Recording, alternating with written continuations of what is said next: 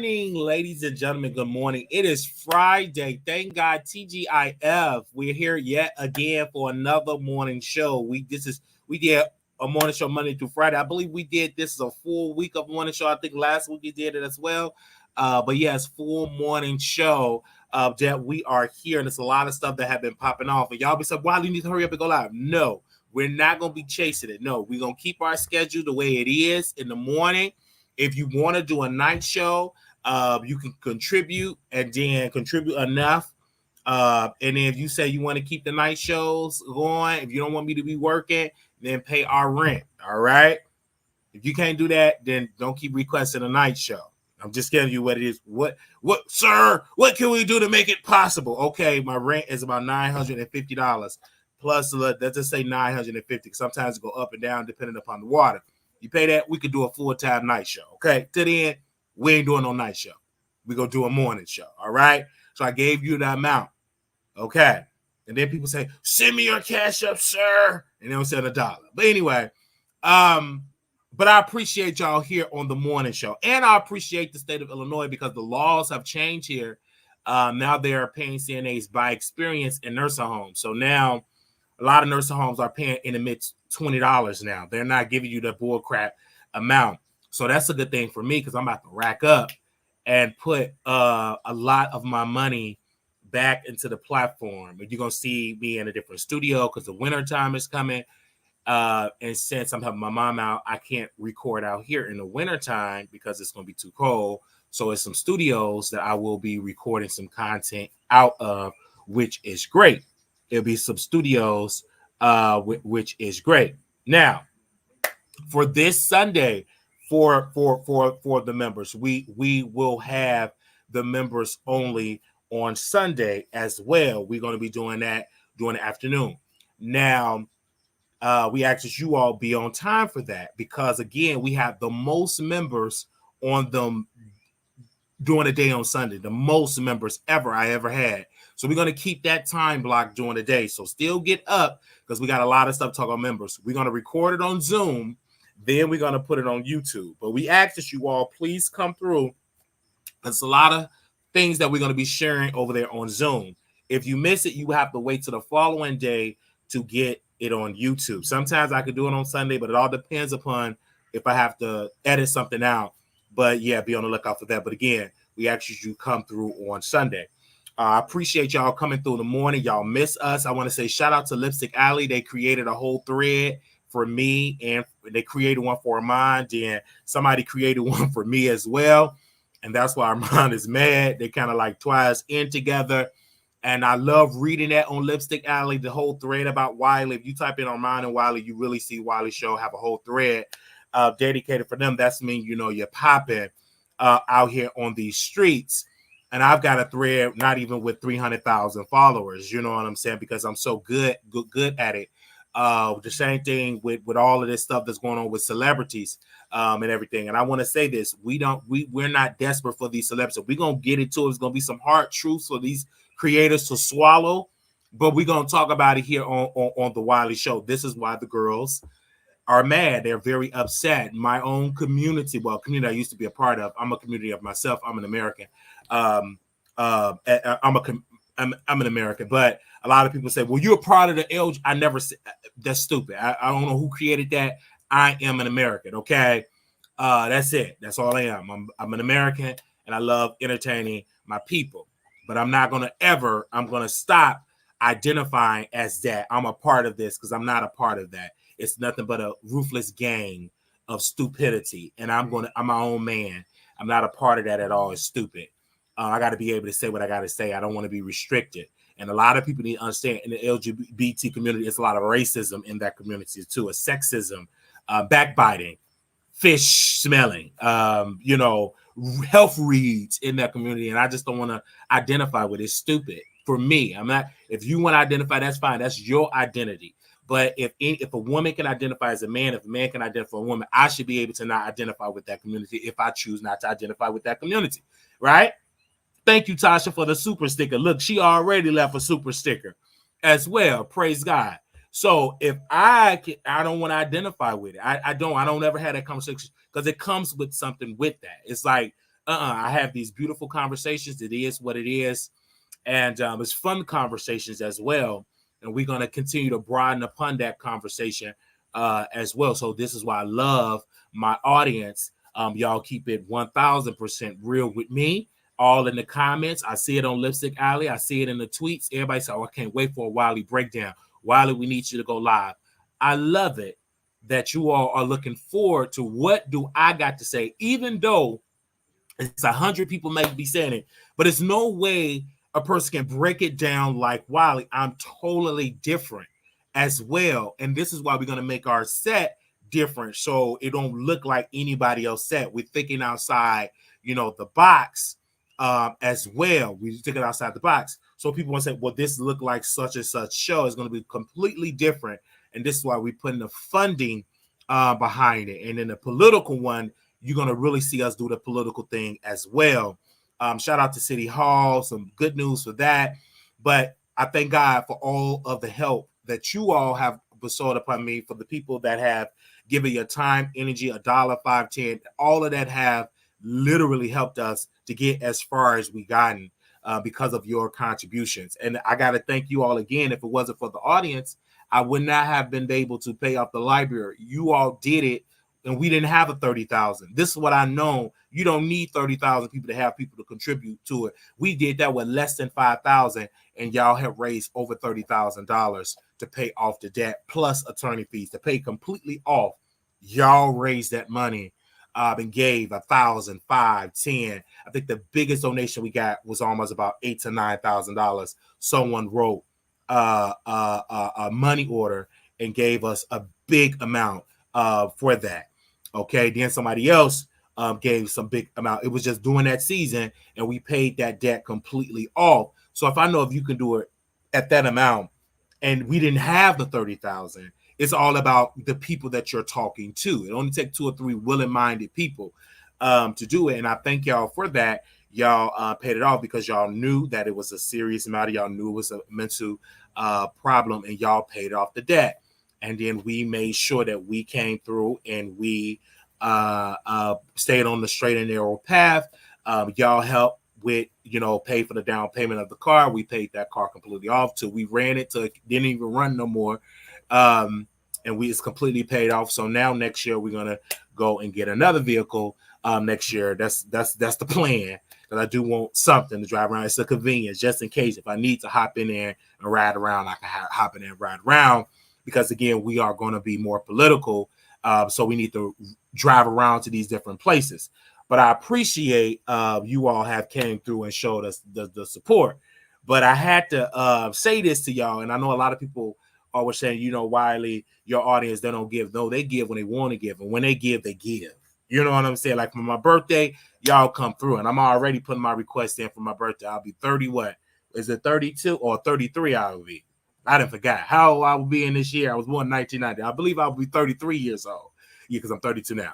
So that's we asked for $33 per subscriber, $1 per year. Okay, so I just love it, and I got that from my uncle because they used to do $1 per year. I'm gonna just keep that up. $30 for that for our birthday on November 11th. That's exactly what I want. 33. If it be the Lord's will. And then we put that right back into the platform. So we just letting you all know about that. But I appreciate y'all came through for the morning show. Y'all really look forward to it. And when I look at Armon Wiggins and myself being discussed very highly, I think that I take that as an honor. And mind you, I'm being discussed in the conversation with my favorite celebrity without having all the write-ups and all of that. That's what happened. We just have true talent.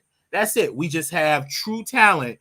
And this is why he's shaking. This is why he tried to annoy us. But we here. We all in Lipstick Alley. We know that audience. We know the language. We have the Wiley style. To some people, they say, Wiley, you're more entertaining than Armon Wiggins. Only thing that we need to get that stample is a celebrity to come on the show and take us to the next level. That's it. Once we get that, more eyeballs and ears, we're on the next level. And it's going to happen. I don't know if it's going to be a more minister type of celebrity, down low celebrity, female or male rapper. I would prefer a male rapper because I come hard on the man because I feel like me as a man, I shouldn't just be hard on women because it's a lot of weak-minded men, stupid men out here that should be called out. And I feel like if you don't have the authority or the cojones to call out your brothers, then you shouldn't have that calling out these women, because it's a lot of problematic men that cause these beef with women, and these powerful men, particularly white men, that pin black women against each other,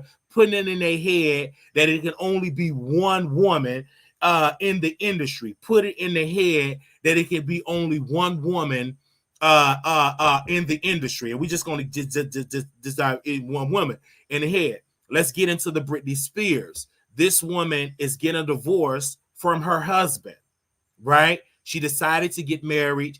Didn't understand that you're dating a clout chaser, you're dating a beta, you're not dating an alpha, he just wants you for your coins. Now she was hitting on him, now he said abuse, and now she says she have a prenup. But anybody with a prenups could be challenged. And if he have a strong legal argument, and then a lot of people get you is that I'm a embarrassed, I got all your dark secrets. If you don't want to destroy your character, I'm going to wind up just going here and settle. And it could be a possibility that she's going to have to pay some type of spouse support despite her having a prenup. It all depends upon the judge if that prenup is strong enough. There is no strong enough prenup. If that judge is filling the count and cater towards that husband, she might have to pay a temporary spousal support. So it all depends upon a good lawyer and a good team. But Brittney Spears should have never opened up her legs to a man. Number one, she's not all the way there mentally. Number two, she had been abused by her parents, emotionally abused by her, and abused by the paparazzi, and abused by the system, and then it affected her. So she have to have a better job of picking the right man. You got to understand, once you got money, that it's either A, that man really love you, or B, he love your money. And typically with a lot of these divorces, they love your money. Look what happened with Mary J. Blige. Her husband cheated on her stuff with her, and guess what? She was penalized because she had money and had to pay that man spousal support, even though he did all the cheating. You got to understand, you guys, it's a business. And when you are married with a bag, you got to protect your business. And sometimes it may not be in the good business interest for you to get married to this man. And this is why you need to be equally yoked and be like, okay, make sure they got a lot of millions coming in. You got a lot of millions coming in. It's difficult when you're making all the bread, you making all the coins, and A or B, that your partner ain't making nothing. This is why with my wife, as a good person, make sure she have what she have. But then again, I'm different, because it's different for a man when you're married to a wife and she's taking care of the home, she bear your children. So I believe that you should pay spousal support to support your wife and your babies, right? Support that. I believe that. But if you a man and you live up on a woman, I think that's weak. I think you a beta, and I think you really not a man. I think you just weak. But if you a man, if you have a wife and you decide to pump babies in her, and she decided to be a homemaker, she had to neglect her career to be with you. In that circumstance, yes, you should pay spouse support because she is accustomed to this lifestyle. I'm also speaking about that. But if you a woman and you got all this money and this man just want to live up with you, I don't believe a woman should pay spouse support to a man. Absolutely not.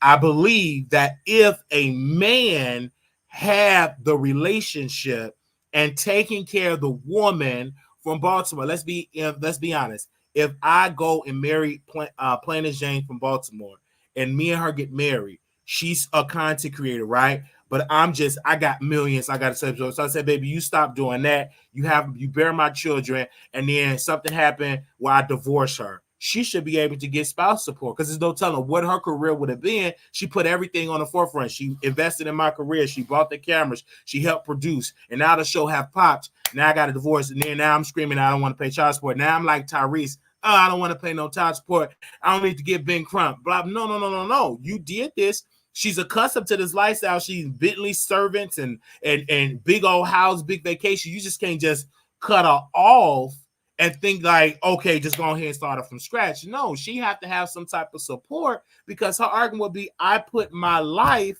on the line. And then, of course, we got out of Baltimore because it's a filthy city. Baltimore's so filthy.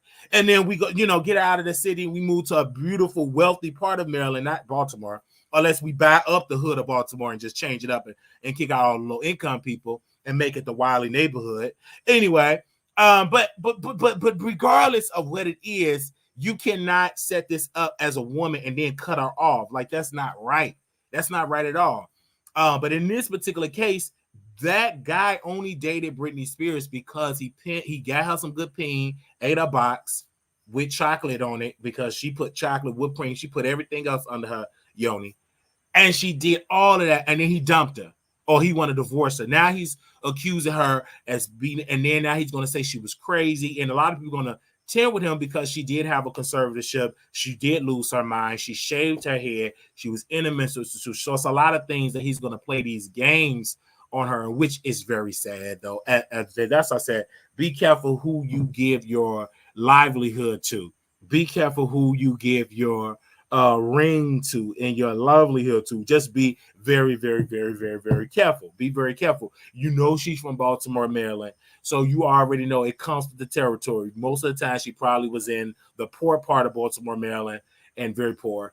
And then you have to uproot her out of them abandoned buildings and everything like that. And then you got her up there in a beautiful mansion. It's difficult. She don't want to go back to the gutter of Baltimore. She don't want to go back to the gutter of Baltimore. She want to stay in a good lifestyle. You put her in a good suburban area with beautiful white people and get her out of that, the hood, the gutter hood, with Pookie and Ray Ray and drug dealers and robbers. And so, you really got her in a beautiful part of Maryland with beautiful white people and Karens walking their dog. And so just beautiful. So I get it, I understand it. But again, when it comes to Britney Spears, I don't feel sorry for her. It's just like y'all wealthy people, y'all so quick to marry, just like the same time they have it with Madonna. She came through and she was dating a younger guy. He dumped her. Now he writing a book about her to get all his successes. So you have to be very careful when it comes to that. And again, then a lot of people say, Wiley, you ask someone, yes, absolutely. I'm no different than Kevin Hart. Y'all give money, no different than Beyonce, and y'all give that. She begging y'all to go to her concert, and it's a different type of begging. Hey, the ticket, you pay thousands to pay for her livelihood. She entertaining. The only thing Beyonce doing, she's sitting on stage, she's singing and performing. Well, I'm performing too. I'm sitting and talking to you, entertaining you every day. The same thing when you go to Kevin Hart. So it's no different. And you still go in there and pay for that, just like you still pay for these no good trifling men. Because I guarantee half of y'all are single, putting money on your man books, and you taking care of your man, and he's driving your car, messing up your credit. I can guarantee you that. Or you divorced because you was in a bad relationship because he was cheating on you. Multiple different things, but then you watch the Wiley Show. But then you come here, you don't want to give, but because you giving to your no good trifling man that don't make you laugh, don't make you come. He ain't consistent. He treats you like dirt. He walk over you, and then he sleep with everybody. He pump baby with everybody else, and he don't take care of you or your sick baby. But that's okay. I understand that. That's your life. That's low livelihood. That is your yoni if you want to do that. And ain't no change because you've been doing it for 15 years. You're going to be doing it for the next 15, 20 years. I understand. I get it. And yet you're going to sit here and you're going to have a conversation with Wiley. I get it because you can only talk about me because you can't talk about that man like that. He's going to whop you across the head and roll you across the carpet. So you come here with another picture, another identity, and then you say what you got to say to Wiley because in your real life, you got to be humble. You got to have your head down. You got it's the kitchen and the bedroom, the kitchen, the bedroom, the kitchen, the bedroom, the kitchen. Then you come to the internet, you talk a big talk, but you at home, you can't say nothing, or you could get barley white across your nose and your lips. Because the chicken wasn't hot enough, or the thing wasn't hot enough, so he throw it in your face. And have you eat the crumbs off and crawling on the floor. That's a sad type of life to live, but then you come to YouTube, you pick up this mentality, and then you come and hit up on Wiley. But in reality, that aggressiveness, you need to take a boxing class to that no good trifling husband, but you ain't going to do that. That's fine. That's your prerogative. Do what you got to do, honey. But back to Britney Spears, I really want this sister to be successful because she made a lot of money. And I hope that she can live the rest of her life successful, beautiful, gorgeous, just a powerful place. She should not go through this. She's not poor. She's not Shaquita in the projects. She is a successful, beautiful woman that have entertained me. I will never forget being a black boy from the south side of Chicago. And I was walking to the store to buy, 4 bag of potato chips for $1. And I remember listening to her record and I had the CD player and it was kind of skipping. You know, when you had a CD player, you had to hold that certain ticket, it would skip and everything. And I would listen to her, and I would just have this good time. And I would buy 4 bags of Dorito chips for $4, 4 bags for $1. And then I would get the Fruity or the Trues from the candy store, and I would listen to Brittney Spears. She was a beautiful lady, very entertaining. And I will never forget how much entertainment she bestowed upon me as a young black boy growing up poor in the rough streets, poor streets of Chicago. And so I just definitely remember that. And I will never forget how she made me feel as this beautiful woman, and I love her, and I will greatly appreciate the entertainment she brought into my home. Me, watching MTV at my next door neighbor house and seeing her videos and seeing the character of her and just the beauty of her is just amazing. How I would just sneak down and at my next door neighbor house, and I would buy ice cream and cake. Oh yeah.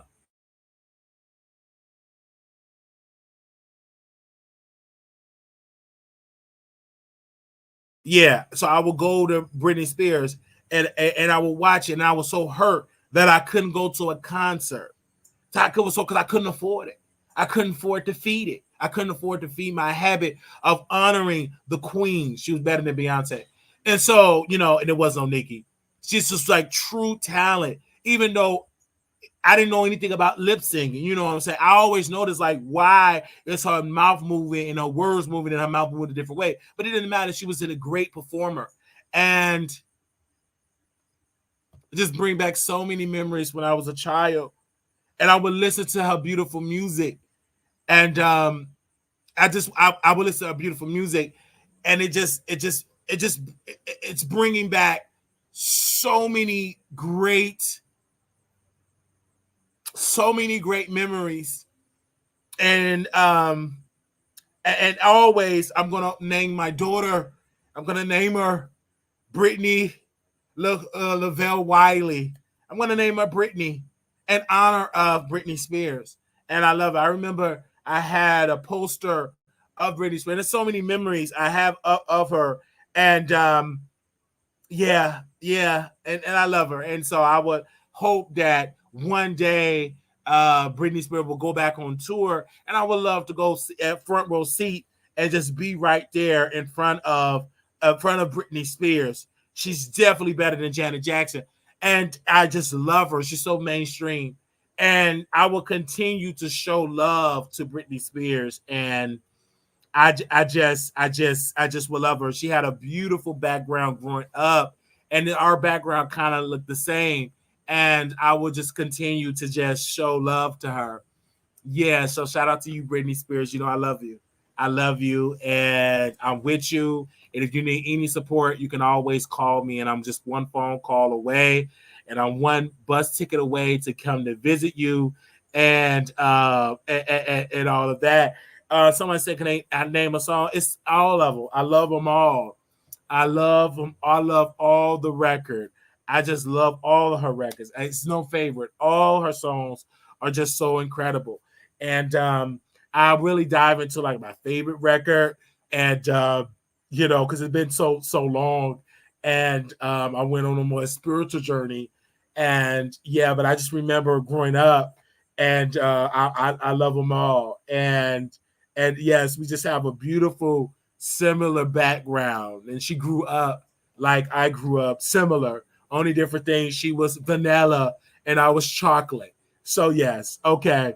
We're gonna move on because it's bringing back so many childhood memories, and I know some of y'all gonna be upset and mad that I was just a chocolate boy growing up on the rough streets of Chicago, and I would love and I listened to Britney Spears, and I was a big fan of Black Backstreet Boys, and they were better than Boyz II Men. Boyz II Men were ghetto, and so Backstreet Boys was so entertaining, and I just love Backstreet Boys, and it was just so amazing because Backstreet Boys, they were ghetto and ratchet, and so Backstreet Boys was just so calm and so powerful, so mainstream.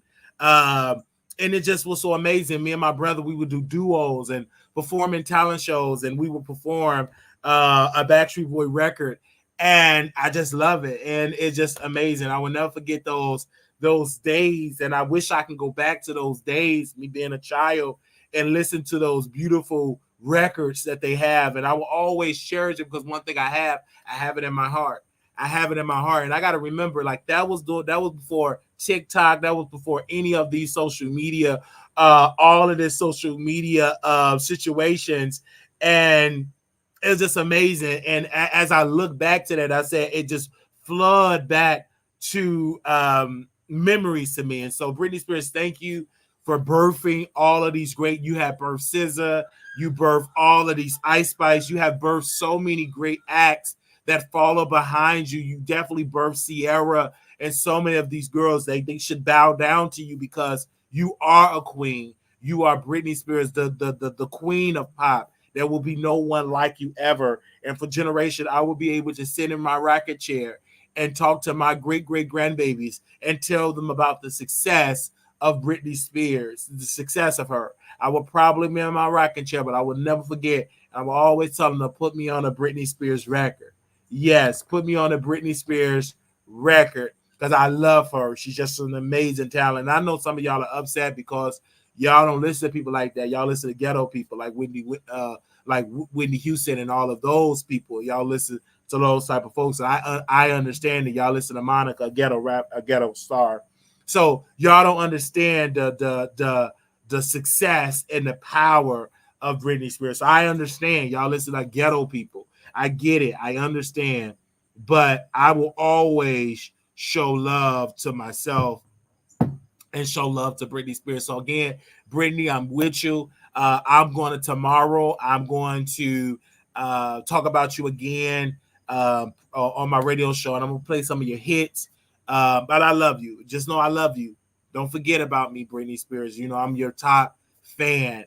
And a lot of people were shocked because I'm like a tall guy. You would never thought that I like Britney Spears, but I love her. And so I definitely want to move on from that because I know some of y'all are upset because I like Britney Spears. But again, she just reminds me of just a sweet, wholesome woman. She's not as trash and ghetto like Chloe Bailey. She just keep her clothes on, and she did not, growing up, she was a very girl next door. She was beautiful, and she still is beautiful. And I just hope she get through this rough patch, and I hope that she don't have to pay spousal support to that no good trifling beta man. All right, so we're gonna move on from that because I catch myself tearing up a little bit. I catch myself getting emotional a little bit. I catch myself getting emotional. All right, so now we got to talk about NeNe Leakes, and then I got to say this about NeNe. Now, of course, I told y'all yesterday we broke the story that she got sued for owing all of the commercial property. Now NeNe Leakes are saying, hey, I didn't sign the lease. My husband signed the lease. Greg.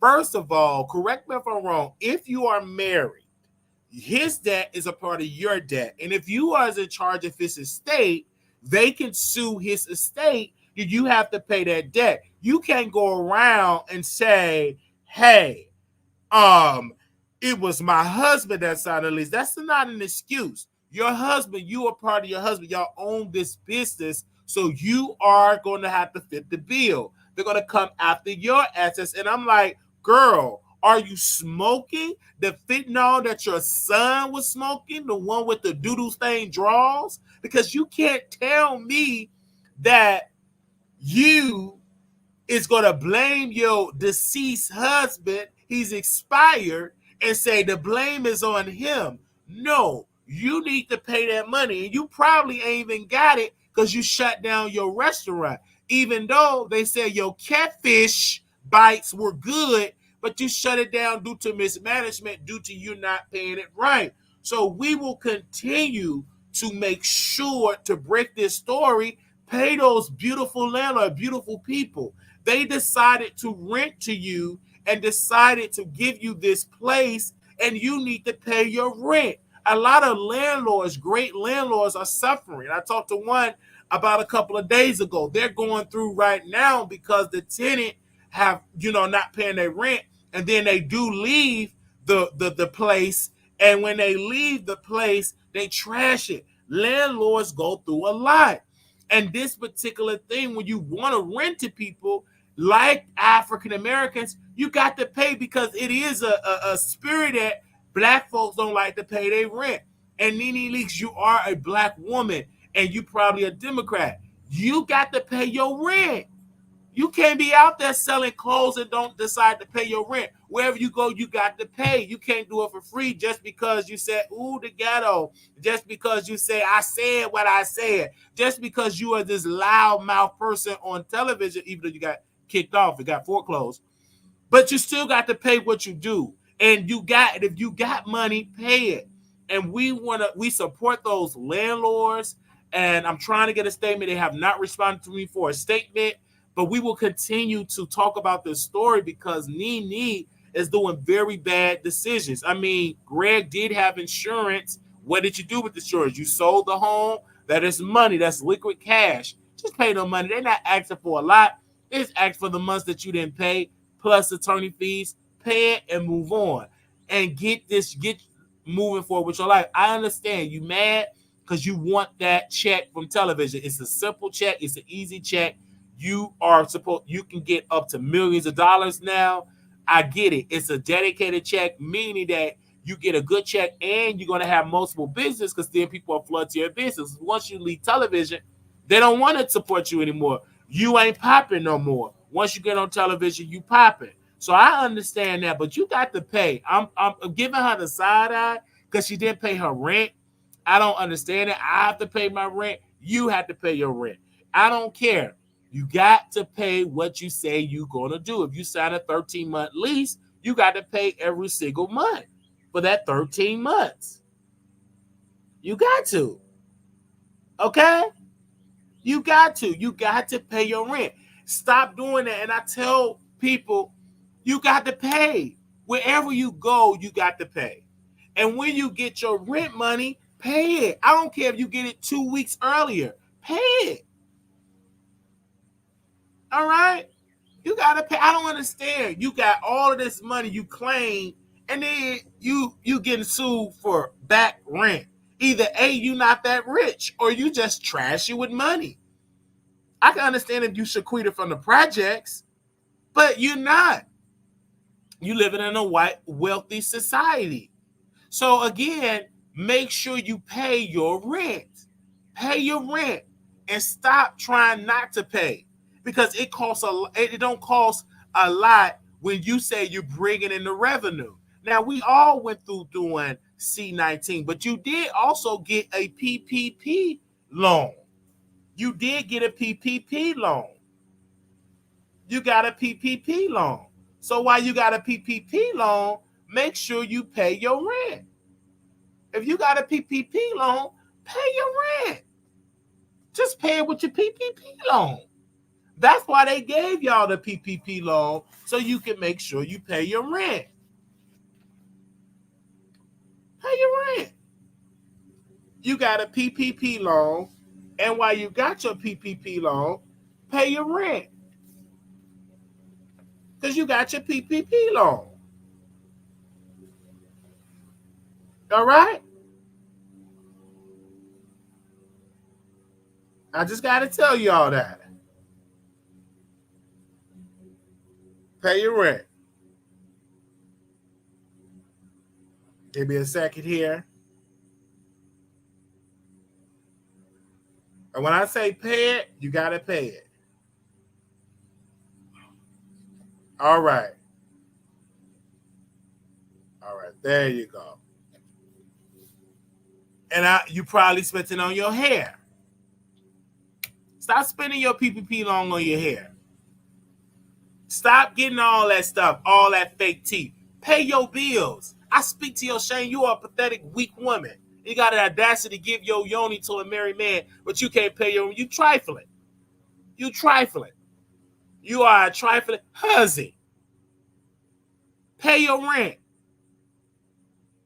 And I'm going to have to talk to you. And Carlos King, you pathetic. Why you ain't telling her to pay her bills? You got her up there on the show, and everything like that, because you got you a Jamaican. You know Jamaican people have 5, 6 jobs, but they make sure their rent is paid because they don't want to get deported back to their country and get their green card evicted. They pay. And you make sure you pay your rent. But y'all got to call NeNe Leakes out. That woman don't like to pay. And so I'm going to talk to her. I'm going to send her an email and a voice note. I'm going to send her a voice note right now. Now, I don't know if she's going to respond to it.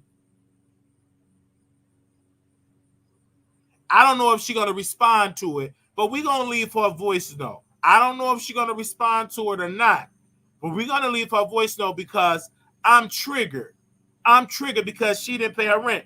I would love not to pay my rent. But I do it if I don't want to be homeless. I don't want to be homeless. So I'm going to make sure I pay my rent. Hey, NeNe, this is Wiley from the Wiley Show. I'm calling because I want to make sure that you pay your rent because you didn't pay your rent and you owe that place about 5, 6 months ago. Pay your rent. Now, you got all that hair that costs money. All them clothes cost money. You got makeup artists and all of this type of stuff. You need to pay your rent. And if you need to sell and auction off some items, you can auction off. Now, I do have a good resume of putting stuff on sale. So I go on and put it on sale and help sell it for you as well. And then we can sell it in front of your yard. I get the yard sale signs and everything that we can do some TikTok. We can sell it. You get that liquid cash. And then you can pay back your landlord back when you had that boutique. I get it. All right. Now call me back. Okay. Hit me up on over here on the Instagram or hit me up on YouTube. All right. I left her a voice note. I'm sorry. I had to leave her a voice note. And if I get blocked, that's fine. That is so fine. I've been blocked by a lot of people. Pay your rent. I've been okay. There we go. I've been blocked by a lot of people. It don't make me no different. I'm gonna get blocked. You still got after you get through blocking me, you still gotta pay your rent. Pay your rent, or sit down with your foolish self. I rebuke you in that wig because if you can pay all that money for your wig, pay your rent, and that goes to any woman that decide and brother too, because some of y'all getting wigs and linings. If you can pay all that for a wig and 50 coats of makeup, hundreds of thousands of dollars for you to be a catfish, pay your rent. And I don't mind if you want to have some baby hair, if you ain't got no edges, you want to buy from China. That's fine. But make sure you pay your rent. I understand that. I understand. Pay your rent. Pay it. And then if you want to get you some eyebrows, some thick eyebrows, then you get your thick eyebrows. But you foolish if you think you decide to get stuff and you don't want to pay your rent. Pay your rent. Because it's sad because I have to pay my rent every single month and I don't want to pay it. It's hurt my bank account when I'm paying my rent. That's a big chunk of my income paying my rent. That's a big chunk. A big, gigantic chunk. And some people, it's all their income and they in the negative because they still owe a balance because their income ain't enough to pay their rent. It's sad. But even with that, that's no excuse because you're going to get put out. It's hard. Yeah, pay your rent. And I got to say that. If you can't afford to pay, you don't need to have no business. Have your boutique in front of your front yard. Have it in front of your front yard. Just sell it, do a pop-up shop or on the corner somewhere in an open field. If you can't pay your rent. Even with that, you got to have certain type of permits. But if you want to have a boutique, you want to be all nice in a good area, commercial property, and pay it. And not doing it in your yard. Sell it outside the trunk of your car. Or have an online business where they can just buy your products online. Put it on Amazon. Put it on eBay. Put it on Indeed. Just do it. But regardless of whatever you do, you got to pay. You got to pay. It's no excuse, NeNe. It's no excuse. You made money. Now, you probably wasted it on your hair and on your body, right? But you still ain't no excuse, honey. Pay your rent. If Pookie and Ray Ray got to pay their rent, so do NeNe Leakes. Pay your rent. And don't talking about going to a dead man, say, well, he signed it. That's your husband. Stupid. Dummy. That's your husband. Get out of my courtroom. Pay that rent. Or I'm throwing you in jail. I don't know if you can throw it in jail. I'm the judge. I can do it. I order you 60 days in hard prison. 60 days. You bet not let me be a judge. And I heard that you can be a judge. You ain't got to go to law school. There's certain parts. Let me run to be a judge. I ain't going to buy it. Clean it up. Come to my courtroom. You know you're going to hard prison. All right? Anyway. I'm just going to have to say that because I'm just saying that from the heart. I know y'all don't want to hear me. I get it because y'all love NeNe. Y'all love her, but you still got to pay your rent. All right. Anyway, I need to see 3 people. Pay your rent. Type it in the chat. Pay your rent. You got to do it. You got to do it. We're going to go to this other topic here, but you got to pay your rent. I know it's hard. You got to pay it. You got to pay it. All right? I got to say that. Now, who else are we going to talk about in this chat here? I don't care. Whatever you say, you got to pay. Now, look at this fool. This is T.I. and Tiny's son. Now, this guy had braces. He decided to go to Colombia and shave his teeth that his parents paid all that money to fix and straighten out. He shaved it out and can't even close his mouth. Pathetic. Can't even close his mouth. Did all that, spend all that money, and then they got to get a discount. You going to Colombia. All them big old big teeth. And this is a style. This is a trend. Look at them teeth. Look at it. This is a style that they are doing out here in Hollywood. A style. With them big wide teeth. Can't even close his mouth. And they think it's sexy. Ain't nowhere in the world. You can't even chew no apple with them teeth. So I don't want no teeth like that. I don't want no teeth like that. Just get it whitening, clean. That's it. But trying to put, and then have to shave your real teeth? No. You ain't gonna shave my real teeth. He smiled like it looked good. It looked like it hurt. He can't even open up his eyeballs. And he posted that on the internet. Oh, man, shout out to the doctor. He did that. And they dragging him in the comments. And they dragged him in the comments. Oh, somebody sent me a cash app. God bless you and thank you.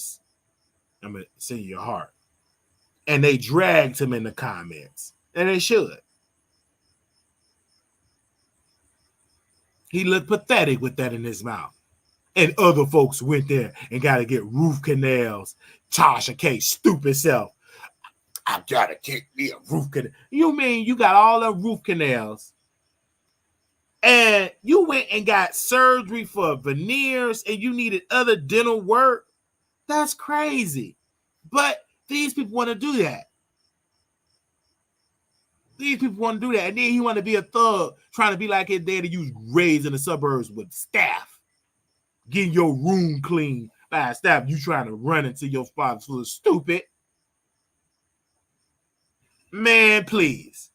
And you run into Colombia, but you can't afford the American stuff. So you go out of the country and you go get some teeth. And it's going to hurt. You got to take a pill, pain pill, and a Percocet. Just like everybody else that go get it, they in a lot of pain because that teeth is going to reject it. Because they ain't going to give you the best service. They don't speak English. And then here you go. You got to go right back to the American dentist to get stuff worked on. It look good, but on the deep crevices of the gums, it's affected. And it's hurting right now. Just like it was hurting Tasha K. And half of her face was swollen. And she had to go get surgery because she needed about 15 root canals. Stupid. Okay? And you get all them fake teeth. I can understand if you was 95 years old, you want to have that. But you doing that as a style. That's a stupid trend to have. All right, I just got to tell you, and I know y'all want to hear that, but it's my opinion. And if you don't like it, you can call in, and then you can just shut up because you ain't gonna stop my opinion. We can't even close his mouth. Look at him. Can't even close his mouth. You can't even close your mouth. I know it's hurting. And T.I., you better not get no surgery like that. Anyway, but that's what you want to do. Then your mama, she got all that plastic. She looked like a melted Barbie doll. She got so much surgery, she ain't even recognizable no more. Her body is nothing but hard and plastic.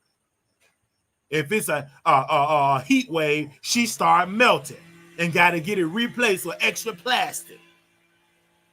Now, I ain't gonna say that because she think that looks sexy. All that box face, all them Botox swelling up. You can't even open up your oven because that hand gonna melt. Can't even open up your oven to bake a cake because you melted. Make no sense y'all doing that foolish stuff. And you wonder why your husband is cheap. You ain't even recognize me like a melted baby doll. I cheat with you with the maid, the staff, with everybody else. Getting all that surgery, think you look good. Face is swollen, melted.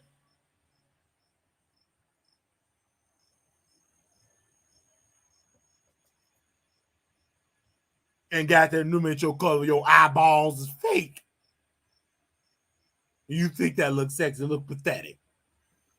And I just had to say that. Now, I know y'all don't want to hear that type of teaching, but I don't care if you don't want to hear it.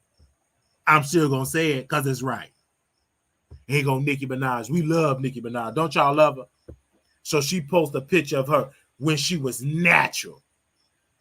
Natural. Now she didn't even look that way. She was beautiful back then. She got all that surgery, got all that plastic material, concrete material, construction material in her body. And she want to brag, 20 years, this how I look. What did she say? And I know the Barb's upset. That's fine. Let them be upset. And most are my bottoms. Don't be upset. Take 12 inches back there and ride it. But you ain't going to come here and try to control me about what I said. Give me a second. Let me see if I can find what she posted. And she had the audacity to say she a Barbie. You ain't no Barbie is something that you put in a faculty. You're not a Barbie. 25 never looked better. No surgery, no wig, just a brand new Colgate smile. Yeah, you look better back then. But you decide to do harm to your body. Put fake stuff that's on your chest that ain't yours. Fake lips, not yours. Fake cheekbones, not you. All that fakeness. You got all that surgery. You look way better back then, but you was insecure of your look. You was insecure. Weak-minded woman. You was weak. And you decided to let a drug addict, Lil Wayne, he was on that lean and syrup, him high. And you decide to go follow that trend and it's affecting your health. That's why you be chewing all that ice because you be hot and you be hurt. I know you in pain. You can't tell me you're not in pain because K. Michelle exposed that she was in pain and she had to get that stuff out of her body and get wound vacuums. And now she all cut up and pus leaking out her cheeks. I get it.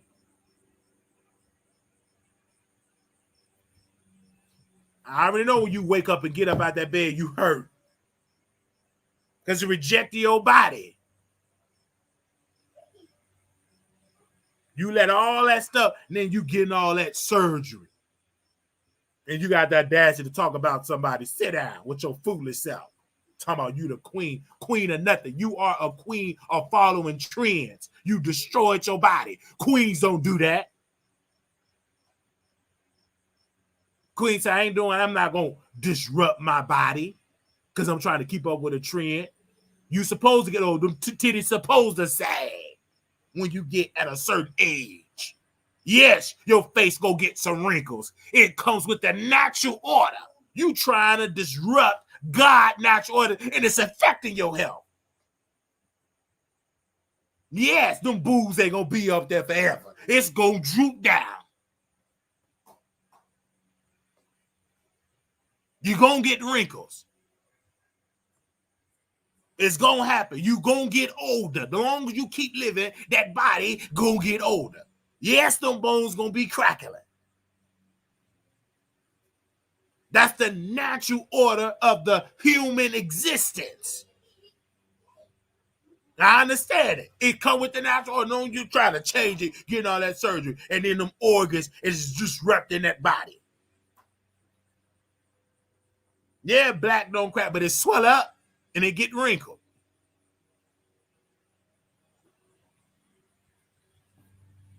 And you trying to, oh, I don't want to look older. You gonna look older. You supposed, as long as you keep living, it's gonna happen. It is what it is. It's just the natural order of aging. But we have to do a better job eating right and living right, just like they talk about the Japanese culture. The Japanese culture, how those Japanese people, how they look and how youthful and how active and how they live a long life because they believe in their dieting, spirituality. They're so spiritual. They get up in the morning doing yoga. They walk. They eat a lot of fruits and vegetables, all and they living right. And they live 80, 90, 100, 305, still walking and driving. Here you are in America, 85 in pain. Like my girl is suffering in pain because the dieting that you live. You still want to eat hot sauce, grease, big, thick, fried chicken wings, and then at night you in pain. Of course you in pain. Because you lived a very destructive life with your diet. And then you being like, Lord, please take the pain away. But then you still want to eat hot sauce. No, you need to say, Lord, cut out me eating all that salt. And it's affecting your health. Your bones is like, it's just playing ping pong with your organ. Because you got to push that negative. You got to change that diet. You got to change it. When you're young, you got to change. Because when you keep eating all that stuff, especially when you get older, it swell you up. You can't eat all that salt, all that hot sauce, hot vinegar chip with peppers. It's going to affect you. And that's just facts. Pig feet, lemon pepper, hot, draining in hot sauce. And then your ankles are swollen, all that liquid and fluids in your big juicy leg. You can't even put on those shoes.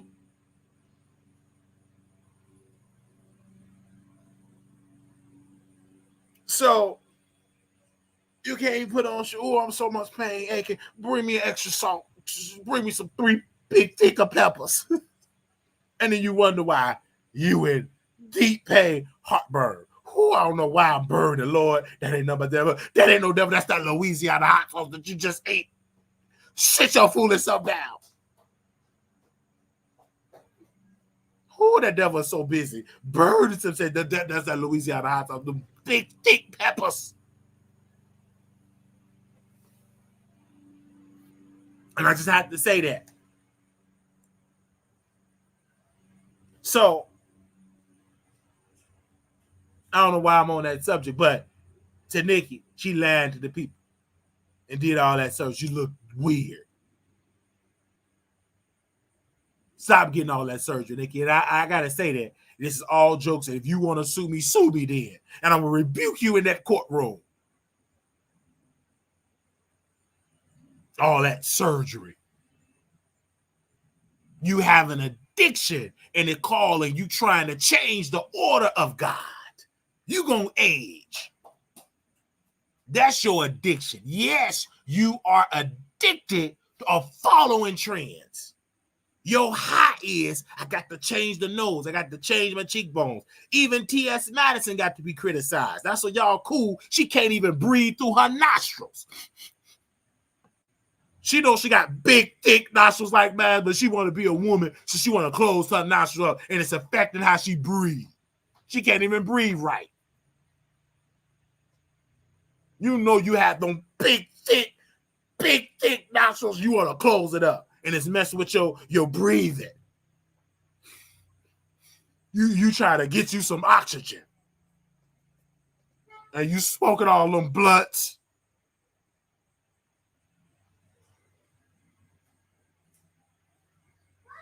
And you messing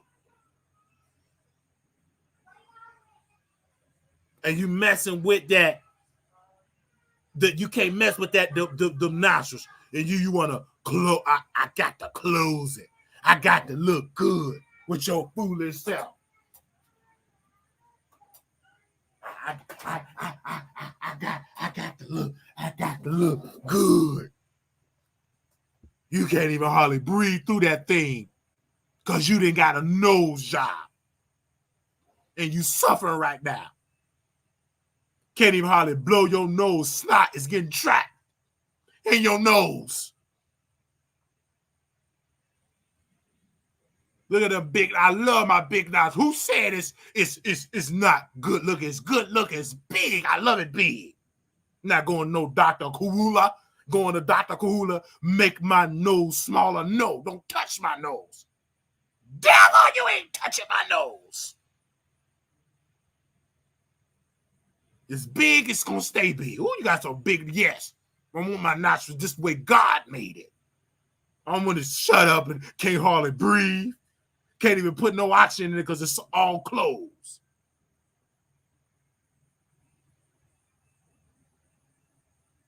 Anyway, I just got to say that because I know y'all don't want to hear that. The people with the BBL and the CDL is upset right now, and you in pain.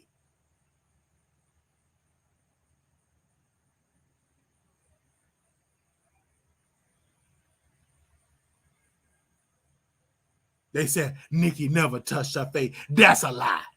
She touched that face. Sit down with your lies if you believe what she say. She touched that face. I can sense it right. I can look at it. She touched it.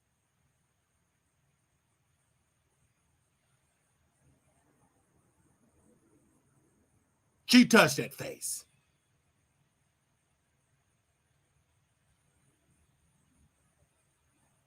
And she didn't do it. Tell her to sue me. I guarantee you. I open up the file. She touched it.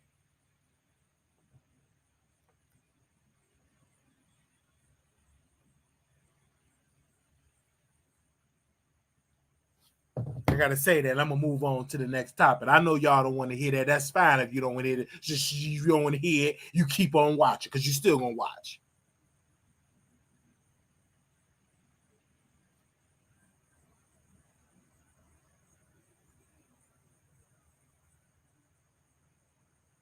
She touched her face. It ain't no unless she touched it. She is addicted to trends and plastic surgery.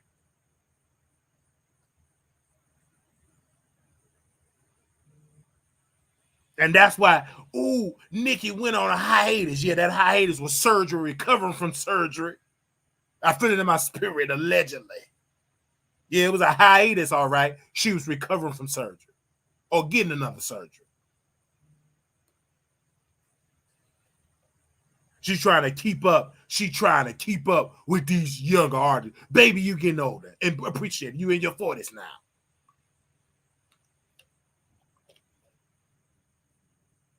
Even Cardi B younger. She didn't play with her face.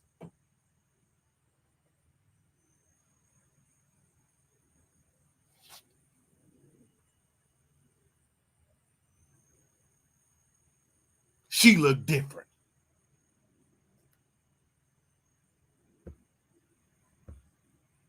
And Black China played with her face. Now she want to reconstruct it. I want to go back being natural. You can't never go back being natural. You look like a box. You going to look like a box. Should have never played with it. You kept up with that trend. Now you want to reverse it. Now you want to be holy. You going to be holy with that box face.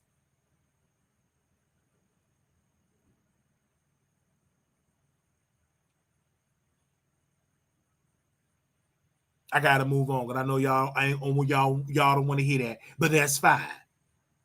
I got to change. I'm just such a Christian. I'm holy now. I'm gonna rework. Still got that box face. And you were beautiful before you did all that. But because you followed a trend, you didn't even know. If you getting surgery, it's because you insecure. You didn't think you were good enough. You would follow everybody else, and now you're suffering. You regret doing that.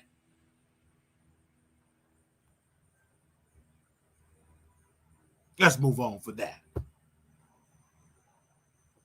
Who else I'm going to talk about in this chat?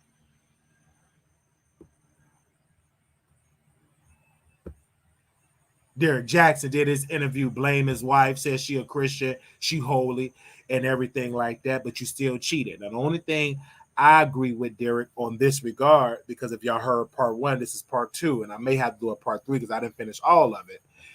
But he said his mother-in-law was all involved in the marriage. She went to the marriage counseling sessions and all of that. I never agree with a wife, getting their mother involved in a marriage. Never do that. You're putting alcohol and bleach together, ammonia and bleach together. It don't mix.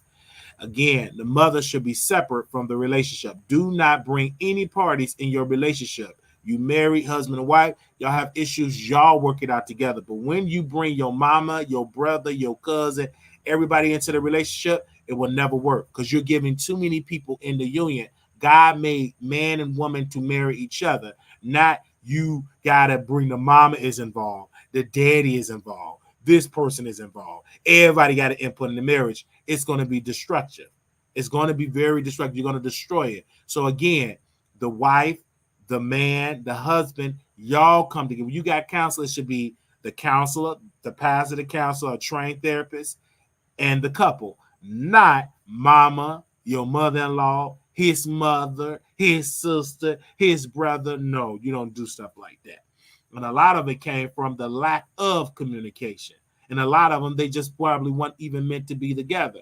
And then first of all, when they went to counseling, marriage counseling, they didn't share enough. She should have shared her trauma. Then he should have shared his trauma, and y'all work through that trauma. And if you were touched and violated, me, Mary, I need to know that. Don't tell me that in 5 years in or a year. Let me know your trauma. It's either up for me if I want to do this or not do this. And then also when it comes to children, a lot of brothers don't want to raise the children. They just want the wife to raise the children. And that's sad. Because he said, well, I could just hang with 2 hours and I could do maybe 4 hours on the weekend. No, you had those people. You got to help raise those children because women get burnt out. It's unfair that the woman have to be there full time. Even if you bring in the money, it's challenging. That woman going to need some help. And she's going to need you as the husband to help pull in the load. And if you know you ain't going to be able to comply, then don't have all them babies. Don't have them. Get you a little poodle or a chihuahua or a bird. But you know when it comes to children, you got to have interaction. And when they're young, they're going to make a lot of noise. You got to clean up the house. You got to do this and make sure you comply. And then you as a husband got to make sacrifice, just like that wife have to make sacrifice. After you get up, you're going to have to help. The kids up, you got to help put in the bed. It just can't all be on the woman because that woman get burnt out. And a lot of times the relationship was good before the children got involved. The children got, because it's a lot of stress. You got to know what you're doing when you want to have children. You got to be patient. It takes a lot of work, financial and emotional. Because the younger they are, the more wild they are. They got a lot of energy, right? They become teenagers. They got their issues and stuff that you have to comply with. But it take a village, it take a team. But I think he just put it on a woman, and she just had her breaking point. And then he decided to go and cheat. And that was even more embarrassing because he recorded it and all of that. I don't care how stressed it gets. That's not a right for you to cheat. There is no excuse to cheat. There is no excuse to cheat. When you're married, you broke those vows. So you cannot blame that she was a Christian, and that she was this. You said what? Your mama is in the room. Go with your mommy. Go with your mommy. Okay, go with your mommy. Okay. Okay. Okay. And so you see that? So that's what kids have to come. They don't care if you're doing work, they're interrupted. Skip that job. On a Zoom meeting, so what? I want to play, I want to jump off this table. So that's what kids do. So it take a lot of work. It take a lot of work. They're interrupted. So what? So what? You on that phone? Who cares?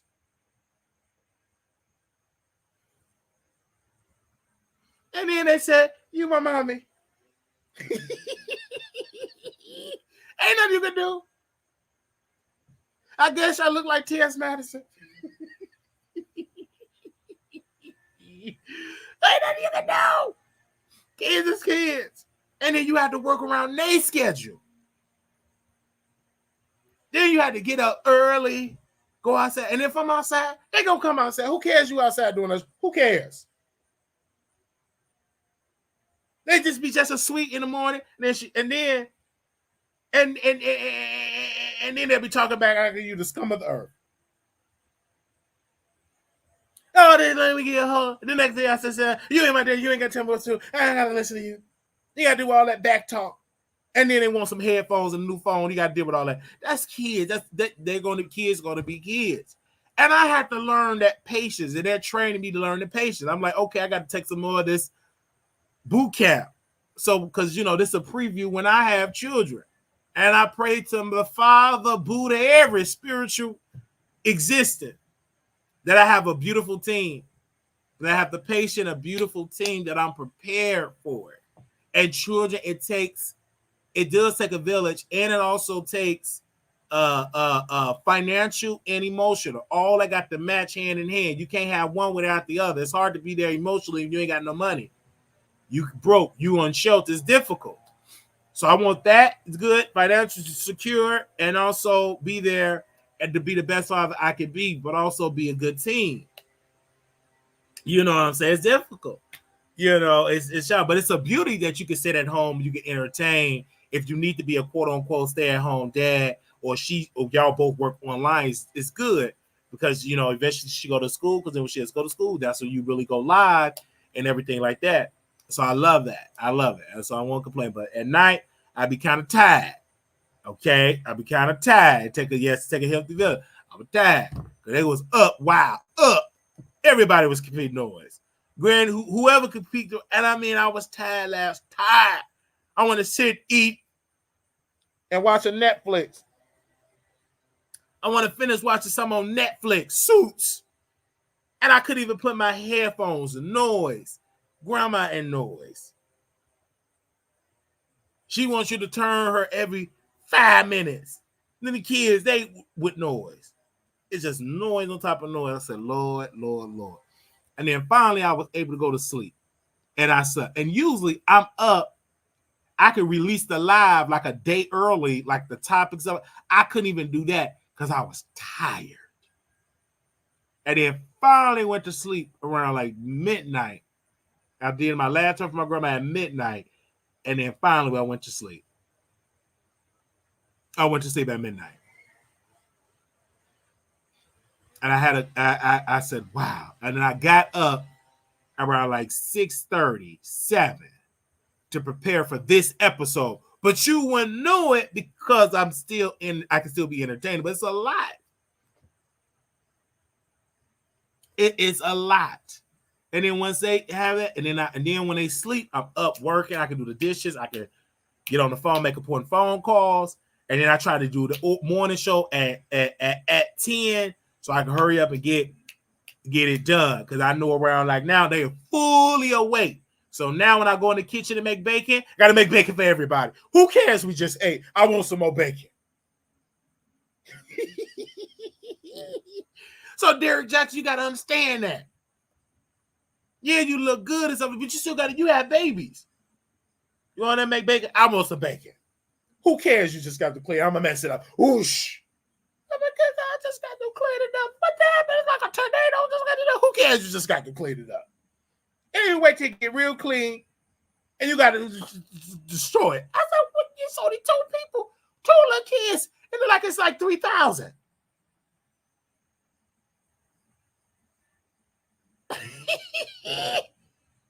And I just clean it. And I said, wait a minute. What's going on here? Good God Almighty. But I do it, and it keeps me humble. It keeps me humble because they are true. There's a little phase they go through. They're going to get, and then when they get older, you still got to do work. You got to be more active in children's life. They're girls, everything. You got to be active for them and everything. You got to be really, really active with them. And I love them. I love them dearly. I love my nieces. I love them, and they love me today. And then tomorrow, I could be the scum of the earth. All right. Love y'all so very much. Now, we got one more topic to get into. Okay, give me a second here. We got one more topic to get into. We got Akbar V and Armon Wiggins. So they went on a tour. I'm so tired of this storyline because Akbar is trash in my humble opinion, but I'm going to try to be on her side a little bit. Okay. So Armon and them, they've been going on Twitter back and forth. Armon picked up old tweets of Akbar begging Nicki Minaj, can we link up? Can we meet up? All of these old tweets, right? So then he finally went on station here. Then you had Ken Like Barbie, the one that called 911 on Nicki Minaj to have the cops show up to her house. They all on station here together. Then you get another person on station here. They all doing these shows. Then Armon went from there. He went on Twitter Spaces. It went viral. Akbar V and Armon Wiggins was twinning. Akbar called in and said, you don't know nothing about me. I'm a barb. I've been a barb before Nicki Minaj. I love Nicki Minaj. She's successful. You don't know what I'm doing in the background. Armon and the people from the Rainbow Gang, they decided to say, well, didn't Cardi B put you on the Bruise Silent?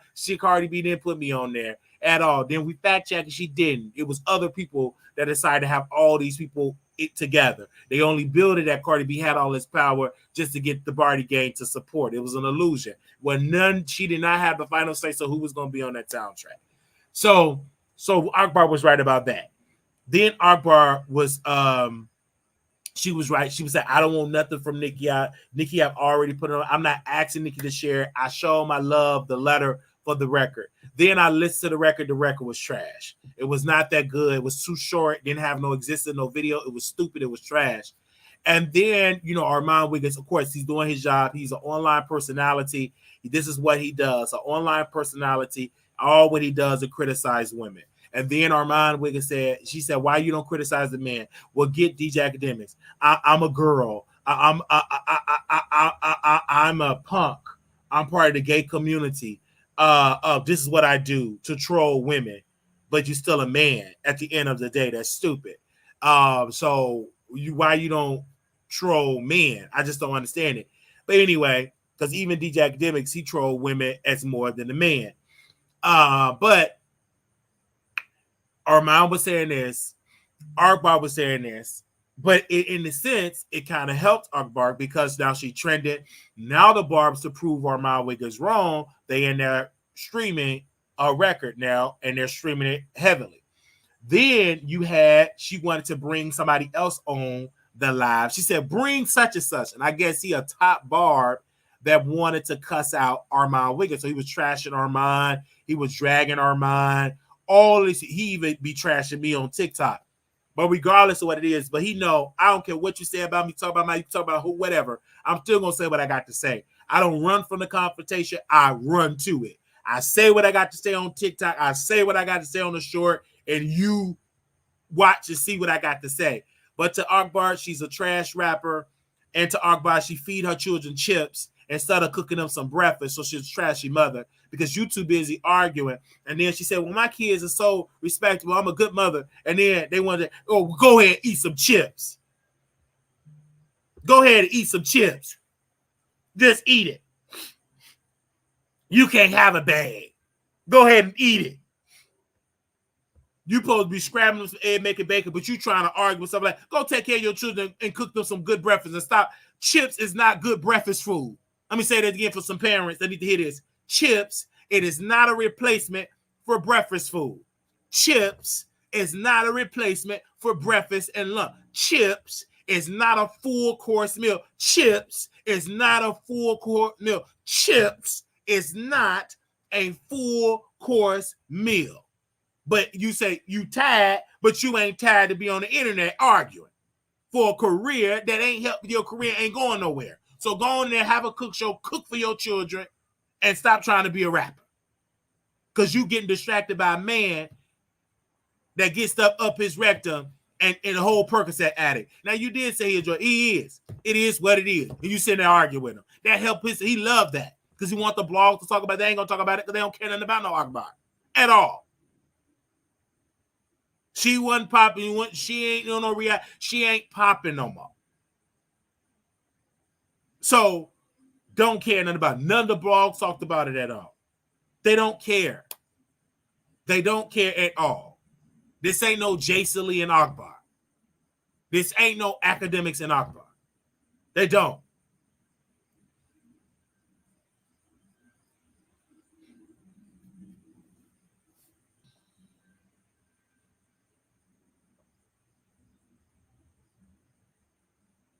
So, that's what I got to say about that.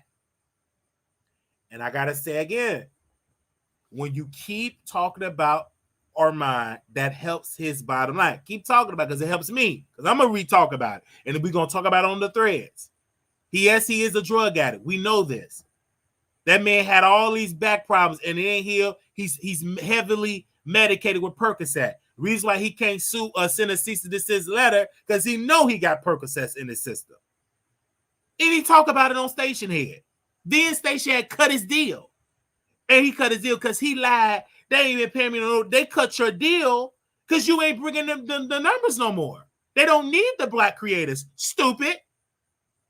They got all them Asians that they what do they call that? BTS. They took over Station Head. And all them deals they gave the black folks when y'all made it poppin', they don't need y'all no more. They cut off Riley deal. They cutting off Milagro Graham deal. And they cut on Armon Wiggins. They're not bringing in the numbers anymore. They're all BTS. It's all a music app. It's not a commentary app. It was a music app. But they use black creators to get their audiences there, and now they don't need it no more. They get in the booth. And so that's why Armon Wiggins say, I'm making this announcement. I'm not going to be on station because they cut his check. And that's why he asking y'all for 35 cents. His income on YouTube ain't the same no more. He ain't going to keep begging you for no 35 cents if his income ain't hurting. His income is hurting. It's hard to keep up a Percocet money coming in for your Percocet habit. That's expensive. He living a very expensive life. His income took a hit. All of these YouTubers, we all took a hit. And the bigger YouTubers took it the worst because they kept living these expensive lifestyles and the check ain't that big. The check won't pick up towards Christmas when everybody is going to be selling some shit. But right now, that's why he asked for 35 cents. Send me 35 cents. Send me, he's hurting his pockets. Instead of him humble himself and get a regular job, he going to beg y'all for the 35 cents. And y'all going to give it. So if y'all giving it to him, I'm going to ask for 35 cents, 50 cents. Make mine 50 cents. Hell, make it $5.50. Make it $5.35. Do y'all hear that? Nobody ever talked about that. The reason I asked for it, because it's affecting his income. A lot of YouTubers, especially black creators, we have all took a hit. And if you ain't got no product to sell, it's hitting you bad. Even if you got a product to sell, people ain't paying it like that. They all going through, they suffering in their pockets. And the ad agency, they ran out, so they ain't going to do no recruit back towards Christmas. Let me put my cash up there. He asked for it, why I can't ask for it? And you think he joking. He ain't joking. He need the money. And he asking for a low amount. But if you keep 20, 80,000 people keep sending 35 cents, that's a nice piece of money.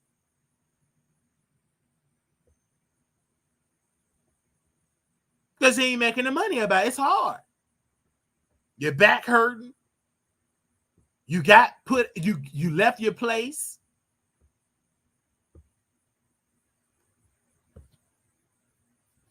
So now you ask, I'm dead serious. I'm the first one that said it. A lot of creators are going through. Some creators want to give up because the money is drying up. And then other people are saying, well, you just can't depend on Google AdSense. You got to have a product, outside of Google AdSense. They've been saying it for months, but it's really hitting us hard because long form content is not the same anymore. People numbers ain't hitting the same anymore. If we have moved into a short society, even with the shorts, they ain't paying the ad dollars with the shorts. But I'ma still do it because I ain't stupid. I never got rid of my CNA license. I wasn't stupid about that. So I can always go and clock in. And I clocked in very quickly. I said, oh, I see this trend, and it's a bad warning. And once I got the warning about a month or so ago, I said, I predict that ain't bringing it. So let me go and offset this. Let me bring in another income. I don't know what they doing on YouTube. I don't know what they doing. But this ain't looking too good. And I always kept me a job on the side. Kept working a shift here. I always kept me a PRN somewhere. I kept one. Now, I don't have a full-time job, but I still work full-time, meaning I don't have to commit to a full-time schedule. I can spend 4 days here. Or if you want to do 10 shifts on that, you something like that. More like an Uber Lyft schedule. You work when you want to work. So I was smart about that. But I ain't stupid. I can share it with y'all. That one make me different. Oh, yes, I was going through financial. I showed the income. It was it dropped.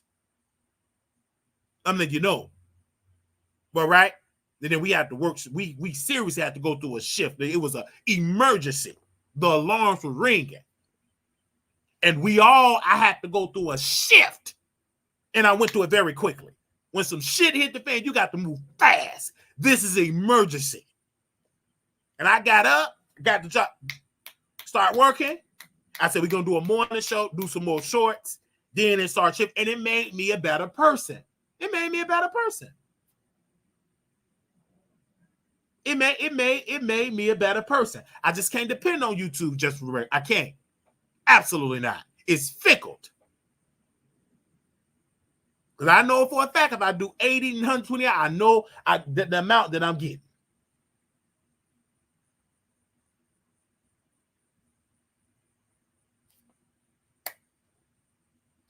One thing I know for a guarantee, people get sick and people need to be in a nursing home. It's going to always be industry for that for a long time because people don't need treatment. People are living longer, meaning they're going to need more services. Healthcare is just a guarantee you're going to always need some healthcare. The need is so great for healthcare. Everybody going to need to be driven around, Uber and Lyft. If you or YouTube, you have an Uber and Lyft account.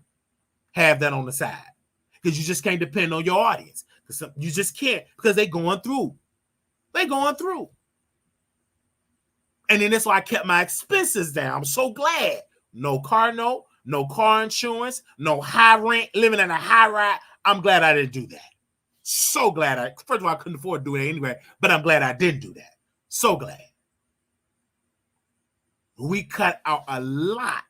I was so glad I did not have that because the rent was going up. And if you lose a good chunk of your YouTube revenue and you depend on to pay your rent, knowing your rent take a big piece of that, you in danger. And so I said, hey, and I did that. And I was humble and I'm happy. I'm not going to sit here and say, oh, I'm so sad. No, because I still get to entertain y'all every day. Actually, I'm entertaining y'all more than me actually working. When I wasn't working and more consistent. I'm just applying what I do on my job because I go on time and I'm on time doing YouTube. So my thought process is different. I'm thinking differently about it. Treating it more so like a serious revenue of it as well. And I love to do what I do. Even when I took a hit, most people would have just gave up because they just did it for the money.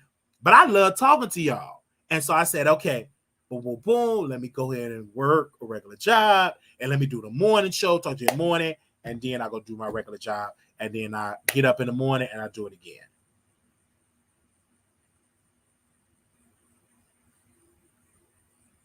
All right? It's difficult. It takes time. You just can't depend on the Google AdSense. You just can't. You got to have multiple services selling the product for the people to join. All right. I just had to say that. All right. Very consistent. You've been on time and I keep joining an hour late. Yes. So you're doing that as well, and the people will reward that. So I get that, and that's why he's asking for 35 cents. And then again, I just get tired of him with the female rapper because it ain't the talented ones. Now, when he getting the beef with Megan Thee Stallion, then that's when he is. But this Akbar and Sukihana was good because she was popping at a moment. But these are D-Lit 2B version. Get with me when you getting the Megans or you getting a beef with Lil Kim or really conversation, which this is a good thing because the girls are watching him. I'm not going to underestimate people watching Armon Wiggins. They are watching him.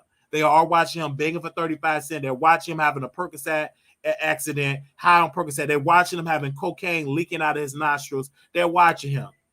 Okay? They're watching him. Now, nobody going to tell Akbar, oh, you're going to get sued by Armon Wiggins. She said everything to that. Now, one person posted in that chat said he going to sue her. And she got a bag. Supposedly, she got more money than Wiley. If he ain't suing no Akbar, he damn sure ain't going to sue no Wiley. Sit down somewhere with your stupid self when y'all kept saying, oh, he going to sue you. If he ain't suing her, that man, she have called them so many derogatory terms. If he ain't getting suing her, he ain't going to sue me. Sue me for what? Why are you going to sue me? You got that twisted back and you are on Percocet. I could just take what he said on Station Head. He spilled the tea. And another reason he going to stop doing Station Head, he tell too much of his personal business on Station Head. He don't say it on YouTube, but he said on Station Head, oh yeah, I'm going to have to do a Percocet. I'm going to have to pop a perk. It's an old perk. It's old, all right. You mean yesterday old when you went to go pick it up and popping it and you doing backflips? Baby, that ain't no healing. That's a whole Percocet. That's a Percocet dance.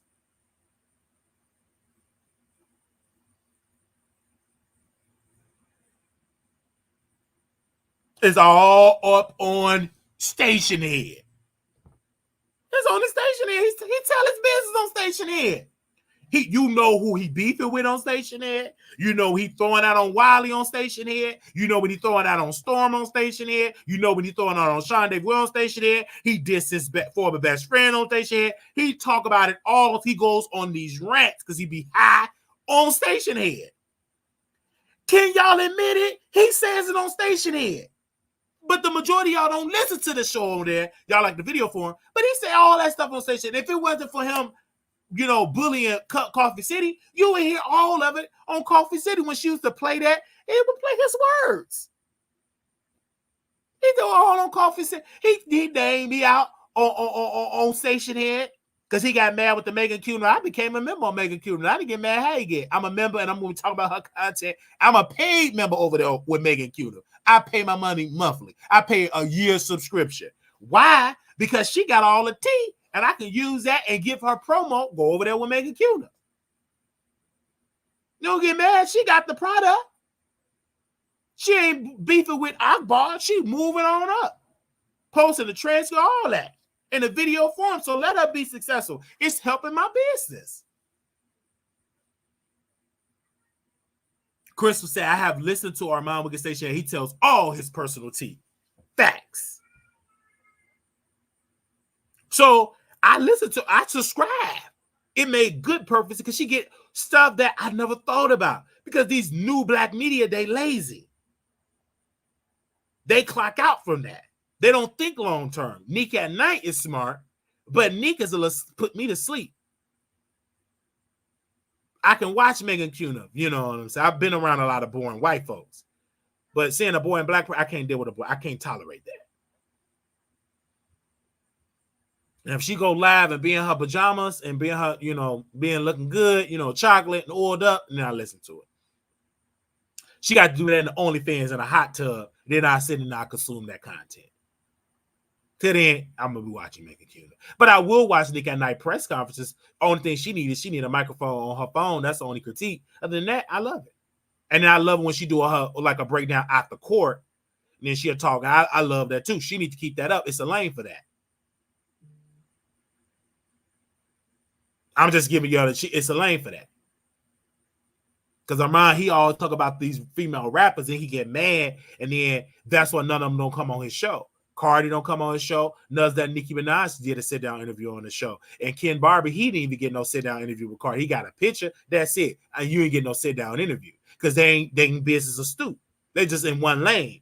See, Jason Lee became a business. He became a business. He understand the business. Armon don't understand that.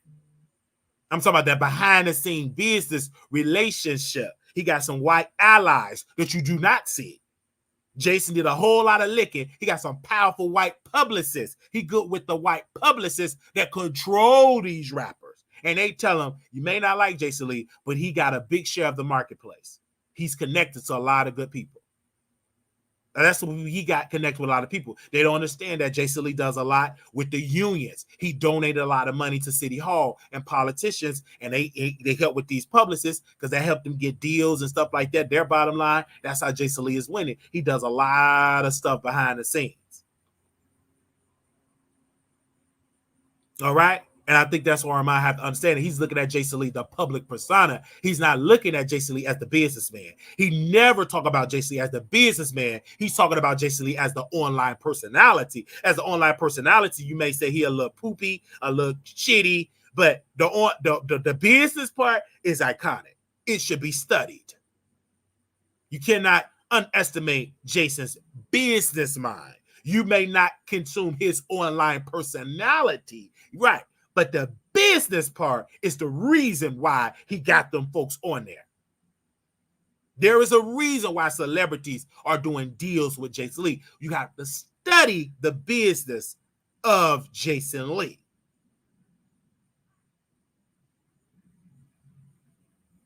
You understand what I'm saying? So that's something that Armon have to understand with that. And Akbar, she's stupid. She don't understand the business. She dumb and stupid and feeding her kids potato chips and candy. You talk about why apologize? That's what she said. I ain't apologizing to her. Yes, I talked about it. I said you a bad mother. And I said your children don't need to be eating all the potato chips.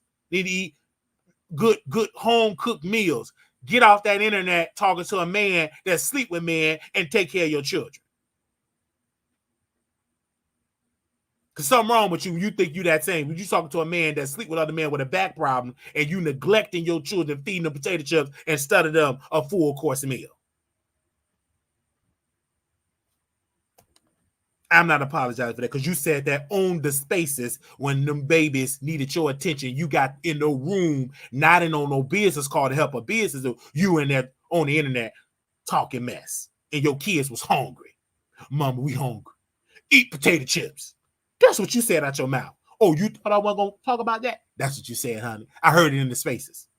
You feed your kids chips instead of a meal and telling one of the children, don't eat the chips. So I guess they just got to starve. And you trying to help create a narrative about Armon Wiggins. And you telling your kids eat potato chips. That's one thing I said about Nicki. You never see Papa Bear saying, oh, come on, mama, I'm hungry. Well, eat a bag of potato chips. Eat the unicorn chips. You said that on the Twitter space. I heard it. And I said, ooh, I'm going to use it. Get offline.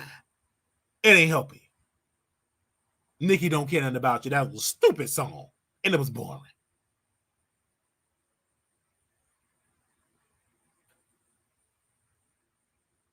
Go feed them children. Okay? And Armon Wiggins, go to rehab and get off the Percocet. That's why you up early, because you high. You never was up that draining up early in the morning. You high.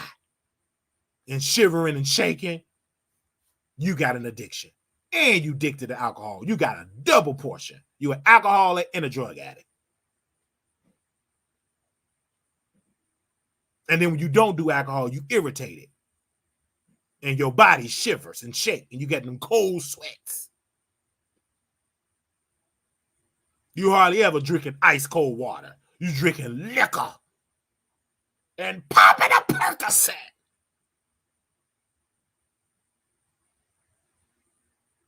And you telling folks to deposit 35 cents so you go and talk and give it to your dealer.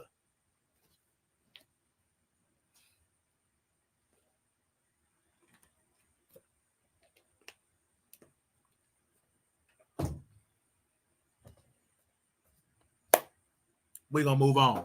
You better hide your pill body. Don't y'all go there with them pills. He gonna snatch it and take it. I know it.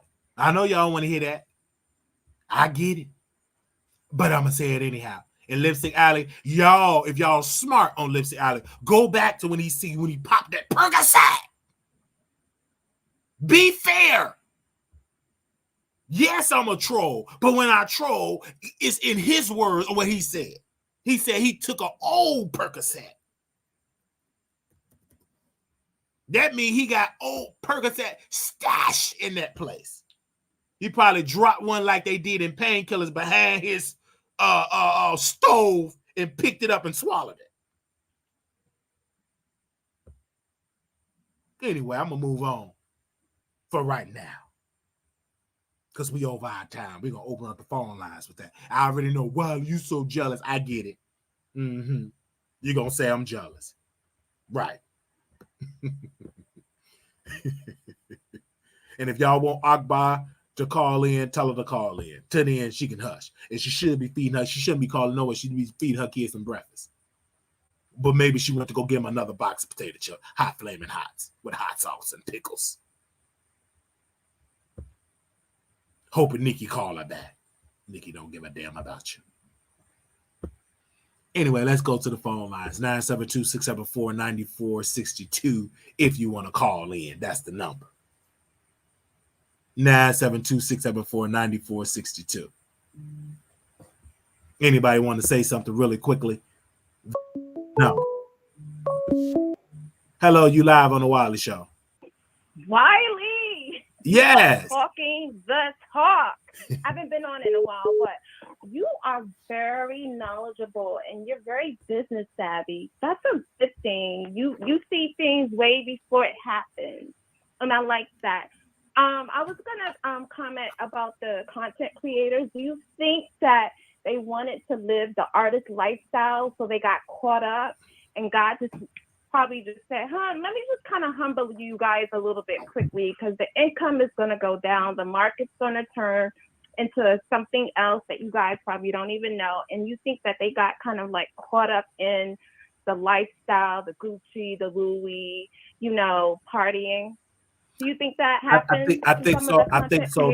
Yeah, I think so too. I think that a lot of us, we thought the money is going to keep going, especially for the creators is making a good chunk, and they didn't know that it could go down, and it did go down. And it affected some creators. Some creators that was getting views ain't getting no views. Right. And that's affecting that Google asset. Yeah. Mm-hmm. Yeah, I felt like because of Black Lives Matter and all this, diversity, quote unquote, I felt like that got out of the window as soon as affirmative action was struck down. I felt like a lot of them said, oh, we don't need that. We don't need this. And I felt like a lot of people lost a lot of deals, contracts, and things of that nature. I think that's the ripple effect of that too as well. Do you think that? No, I think that we never had a good fair share of marketing of the ad dollars. We never had that. Got it. We never, and the little that we did get is gone. Mm-hmm. So we never was in a place where we were getting our fair share. This is before diversity. This was doing from that. We never got our fair share. And only the little fair share that we did get is there. They want to take that away, the little piece of us getting. Got it. Let me comment about Armon and Akbar Z. Akbar Z is the girl who wants to get on so bad that she's willing to do any and anything just to get noticed, and people fall right into her trap. I don't understand how she can just go do something else. Go do something else where you can raise your kids. You want to do whatever, because that song, the look, it does nothing. It's nothing for her. Nicki's not even looking her way. And she's trying so hard to get noticed and to get on. And I just feel so bad for her. And Armon entertaining and Ken Barbie in it, it was a mess. It was just a mess. It was just a big blogger mess. And if you are a journalist, or if you want to reach heights like that, you got to be strategic. I think they need to go back and watch some of Wendy Williams' strategic conversations. she got chewed out and everything like that, but she went straight back to the business. She knew her business. She knew who to go to. She knew what to do. I feel like a lot of them just playing right into the hands of some of these artists to get noticed. So I think Akbar V, I think she needs to sit down. She needs to sit down. And Armon, I don't know. I'll just pray for him. That's all I have to say. Thank you so very much for calling in, sister. Thank you. Love you. Thank you. Bye-bye. Yes, hello, hi. You live on the Wiley Show. Yes, hello, hi. You live on the Wiley Show. Hello. Hello. You got to mute me in the back. You got to mute me in the back. Hold on. Because if you call it in, you got to mute me in the back. You got to mute me in the back. You got to mute me in the back. Have your sound off. Hey, Wiley. Go ahead. You live on the Wiley Show. Hey, Wiley. I already know. I've been following you since day one. I know the routine. Yeah, I know you know. I'm just talking about these other people. I'm like, Chad, you got to mute me. Thank you for going live. I love the morning show because after the morning show, I could take my black behind to work. But I love you going live. Like, I woke up to this nonsense. Like, what was going on when I was asleep?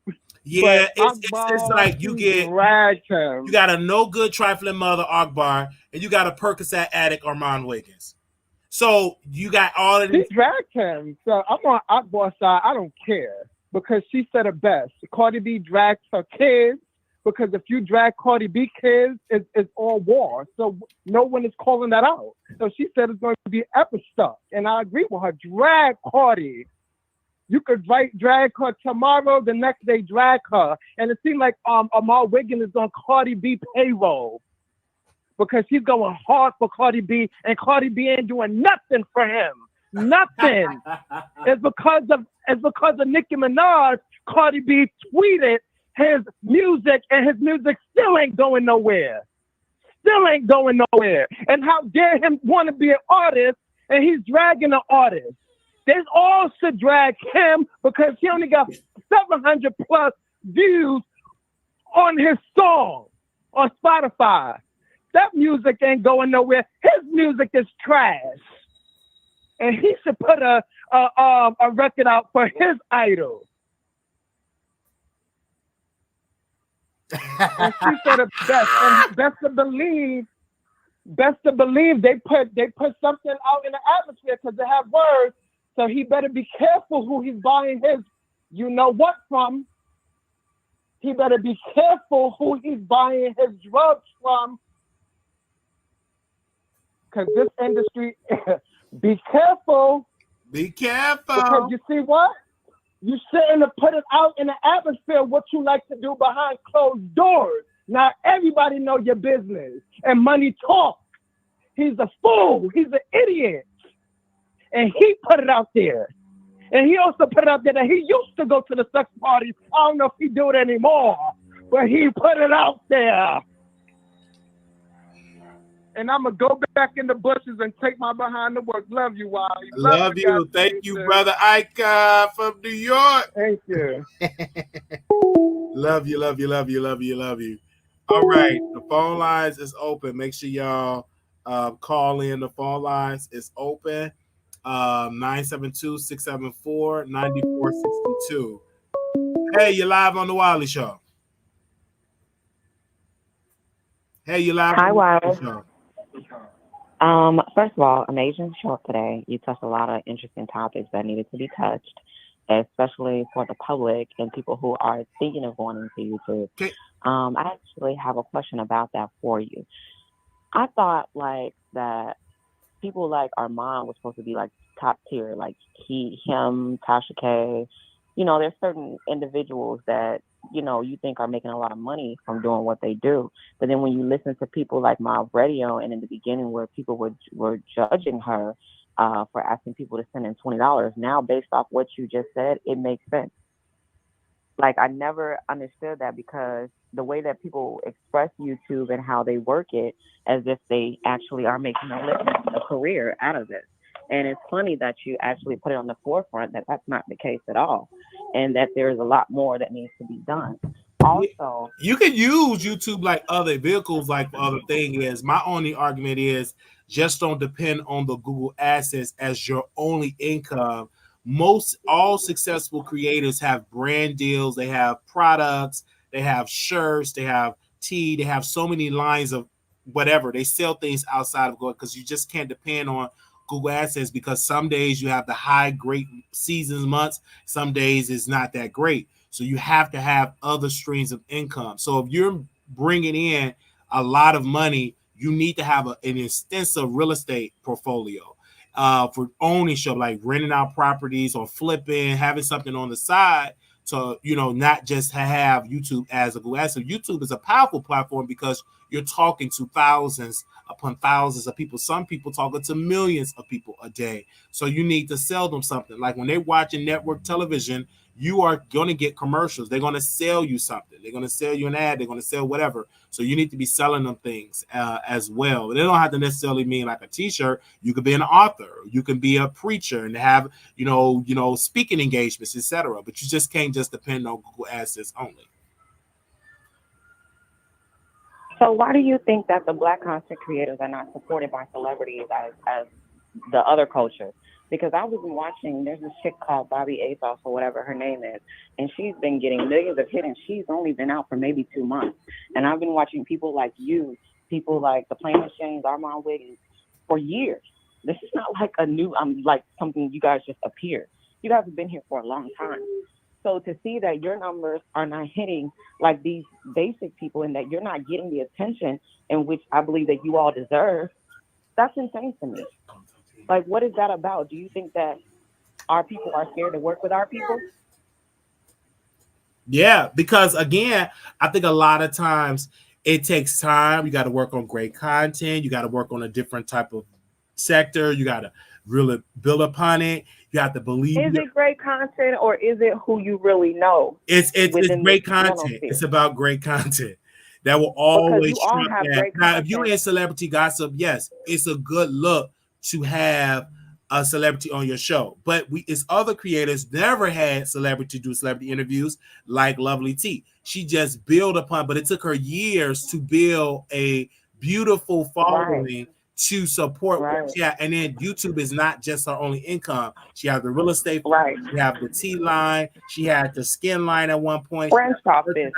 Yeah. She also have, the Discord. She got the memberships. At one point, she had the Spotify deal before they shut down because they tried to compete with Clubhouse, but her rooms were the only popping rooms on there, so they phased that out. But she got a check. She got the monetize on the podcast front, so she have multiple streams of income outside of just the Google AdSense, and she's making great money on the Google AdSense because her people make sure that she get a minimum of $5,000 to $6,000 to $8,000 just in cash apps. Of course, YouTube take her split, the rest is hers. As she paid tax, the rest is hers, and that's every episode she's getting $1,000 in super chats, and that's not even talking about the money she's getting in cash apps.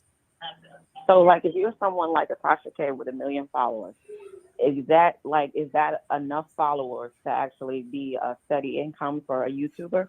No, like that don't necessarily mean like just because you have 1 million followers. It's all about the AdSense. It's about what content and what type of CPM of the terminology of what kind of content and how much ad dollars you're getting. So just because you have 1 million subscribers don't necessarily mean you're making a lot of money. At one point, so your subscribers have nothing to do with the money part, then, right? Right. I'm just saying it had nothing to do with that because at one point, subscribers were king on YouTube. It was the end all be all, but that have shifted. It's all about the subscribers. So when we release a video, if YouTube only send it to a certain percentage of your subscribers, let's just say 10%. But if 10% of the people ain't watching the content, YouTube will not promote it anymore.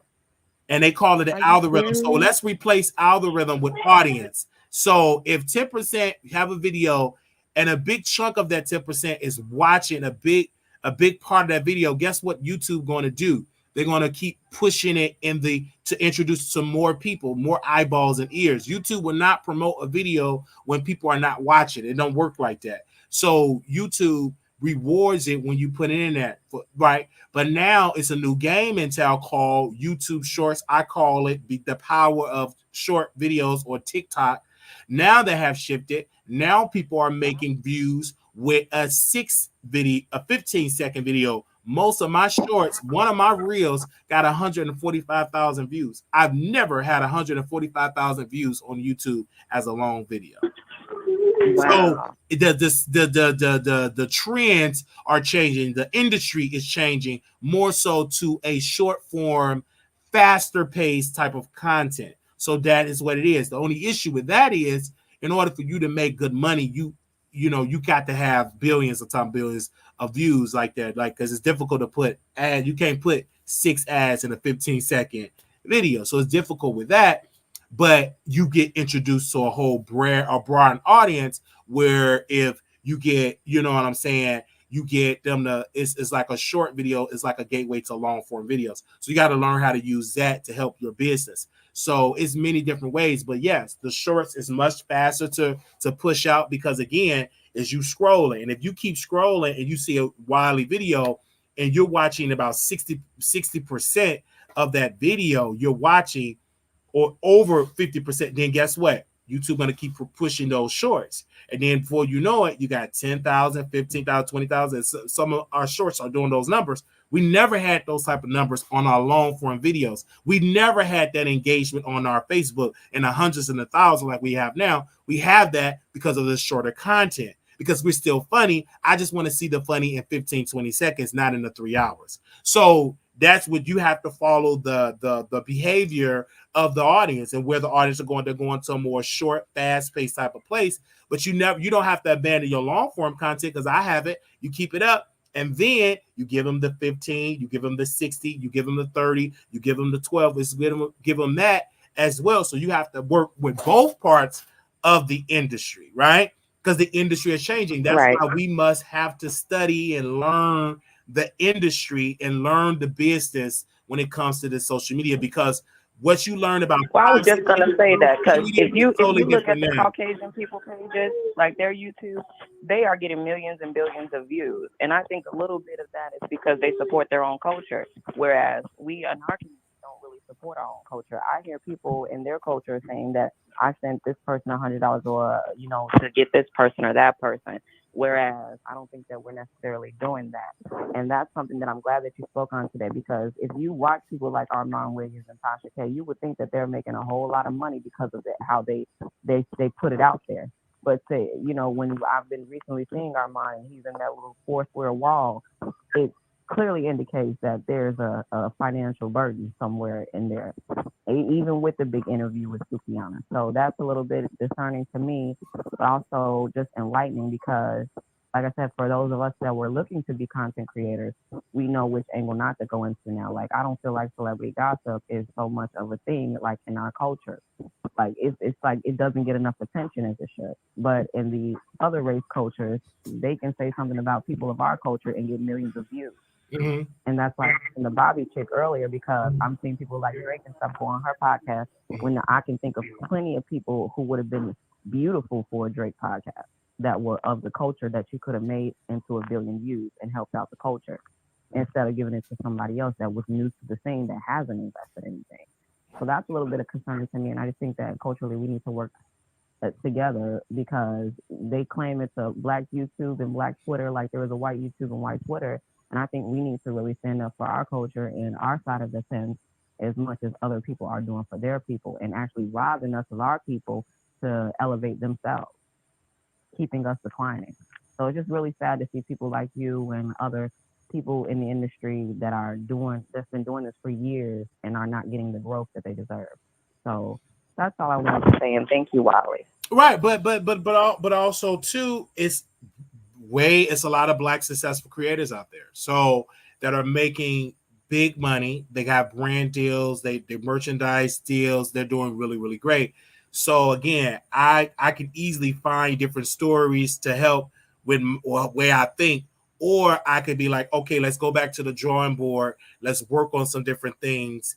Let's see what we can do to change some things around. And we've done that. I just say we bite from the other communities like the other communities bite from us. Right, but again, instance. yeah, but I hear that point, and that we can definitely work at it together. But I'm talking more so like with a YouTuber, as an individual, as a creator, you got to work at the drawing board. You got to believe in the audience and see what better show you can have in a good, fair society, in a great society. It will be great if more creators work together. That would be awesome. But if you don't, you just work what you have and build upon that. And be great, and you just can't be worried about what the next person is not doing, because then you lose focus on about what you need to do, which is give your audience the best content you can give them and be in competition with yourself. Now, yes, we as Black creators should do a better job collaborating, and we have done that. I can't speak for nobody else, but I have done that. We have done that with other creators, and we will continue to have other creators talk with other creators, bring other creators on the show where we can co-collaborate. I'm all with that. But what also with that is you still got to be consistent. You still got to give the audience the best content you can get. And a lot of times, in some cases, people don't want to work with other creators because of the audience get in their head. They say, "Oh, you're better. You do that," and then egos get involved because you look long term.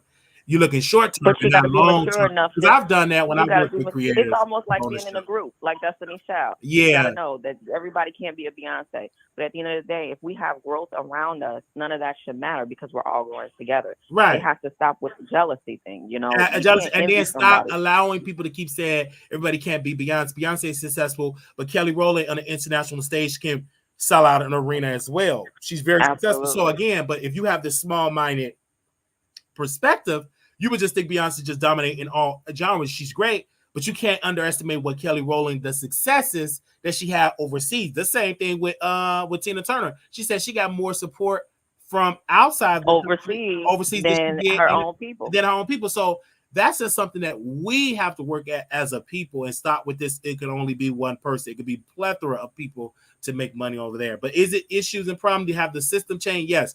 We just have to adapt and think of some innovative ideas to build upon the audiences that we have.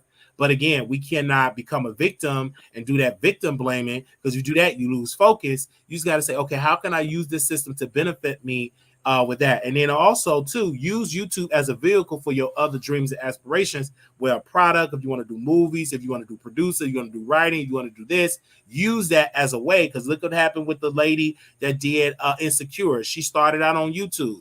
And it called it No way. Issa Rae. She started it with Awkward Girl. Issa Rae was a YouTuber. She did that stuff, YouTube skits and YouTube web series and stuff like that. They picked it up with HBO, and now she is very successful. And she didn't get picked up until her 30s. So it's ways to use YouTube as a gateway to success. The same thing that what was that, DC Young Fly. The same thing with so many other Funny Marco started going viral. Now he's transitioning to other more deals and greater deals. So you can use YouTube. YouTube is still the most greatest, simple, easy, free site where you can talk. There is no type of industry where you can talk to, build upon an audience with real people for free.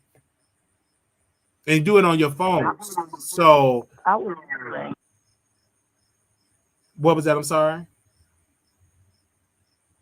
No, I said I was wondering, like, is there, will you this year or maybe sometime in the beginning of next year be possibly hosting some type of a class for people that want to become creators on YouTube, where like you show us how to create our platform or how to actually put up our thumbnails, or you know, how to set up our videos or things like that? Like, is that something that you would be pursuing, or like charging a small fee for, like, to enter your class? I think that's a great way to make money too. That's an awesome way to make money, absolutely. And we would definitely people like me, I want to do it, but I have no knowledge, and people like you have that knowledge and been experienced for years. So just your experience alone, like even if you did something like $25 to $50 a person, you know, to join this class for a couple of weeks or whatever, you know, at a certain time, just kind of, you know, prompt over just how to navigate the system and how to get yourself in the algorithm and how to pick up, you know, followers and how to really engage, because a lot of us don't know that. I will definitely do that. Absolutely. And that is in the works. Thank you so very much for calling in. Have a great day, Wiley. All right. Thank you. All right. That's a great idea. We will continue to build upon that. I think somebody else had called. as well. We got to get some more people. That is definitely, I think that was the last caller. Let's see who else wanted to call in as well.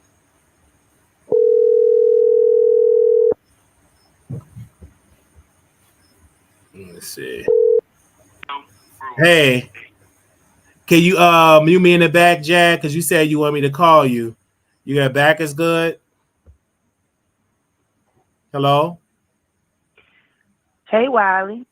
Can you hear me good? Yeah. How you doing? Well, I'm all right. Yeah. So you said you want to call in. What's on your mind? Huh? What's on your mind? You said you was calling. What's up? I'm live on the show. Oh, yeah. I was calling to see if you had spoken with Armon. And then I saw your title, Armon's Quitting. Why do you want to speak to Armon Wiggins? Well, I just think he and I need to have a conversation about Michael Bragg. You want to have a conversation about Michael Bragg's? What would that conversation entail? What are you trying to say? Well, I want to be able to let him know all the things that Michael Bragg's told me about him. I think it's only fair that he should know. Okay, what did he say about it? He's watching right now. What did he say? He just had some very interesting stories about Armon and his boyfriend when they were living with him. Okay. He had a lot to say, actually. And what was those very interesting stories that Michael? I mean, I would prefer to talk to Armon but again, he's not going to talk to you privately. This is all public. Why not? This is a very private thing. Well, ma'am, he ain't going to do that with you because you can't be trusted. You do know that, right? Well, that's fine. Everybody that you talk to privately, you put an allegation out on them. You said this. If he wants me to say what Michael Braggs told me about when him and his boyfriend were homeless on the streets and they were prostituting and he gave them a place to stay because they had nowhere to go and their families had abandoned them, and you know how they just were having like nasty but dusty sex all the time and the house was smelling funky and you know, the tricking that went on in Michael Bragg's house. They was on that, and you're saying they were prostituting. Who was prostituting? Well, that's what he said. They was tricking off. Who was tricking off? Armon and his boyfriend. In Michael Bragg's house? Yes. And they didn't pay no rent, and they fucked up his crib, and he was just so glad when they left and how trifling they were. Did it have any videos of that? I haven't seen it. Is there any video record of that? What I will say is I would not, with some of the comments that I heard regarding the activity between Armon and his partner, I wouldn't be surprised if there were. Last time I heard about you, Jaguar, right, you had rifles in your face. The Southern Police Department was dispatched to you and your girlfriend home. Rumors are saying that it was Michael Bragg. Some of my sources are saying that it is Sean Davy Wade, people that called as well. I cannot confirm that because we did file. Yeah, no, they were both working together. They're being investigated now by the police. Okay, because we did request a freedom of information to get that 911 tape to confirm it. But in your gut, do you think that it was Michael Bragg's and I know it was them. I know it was them. Yes. How so? How do you know that?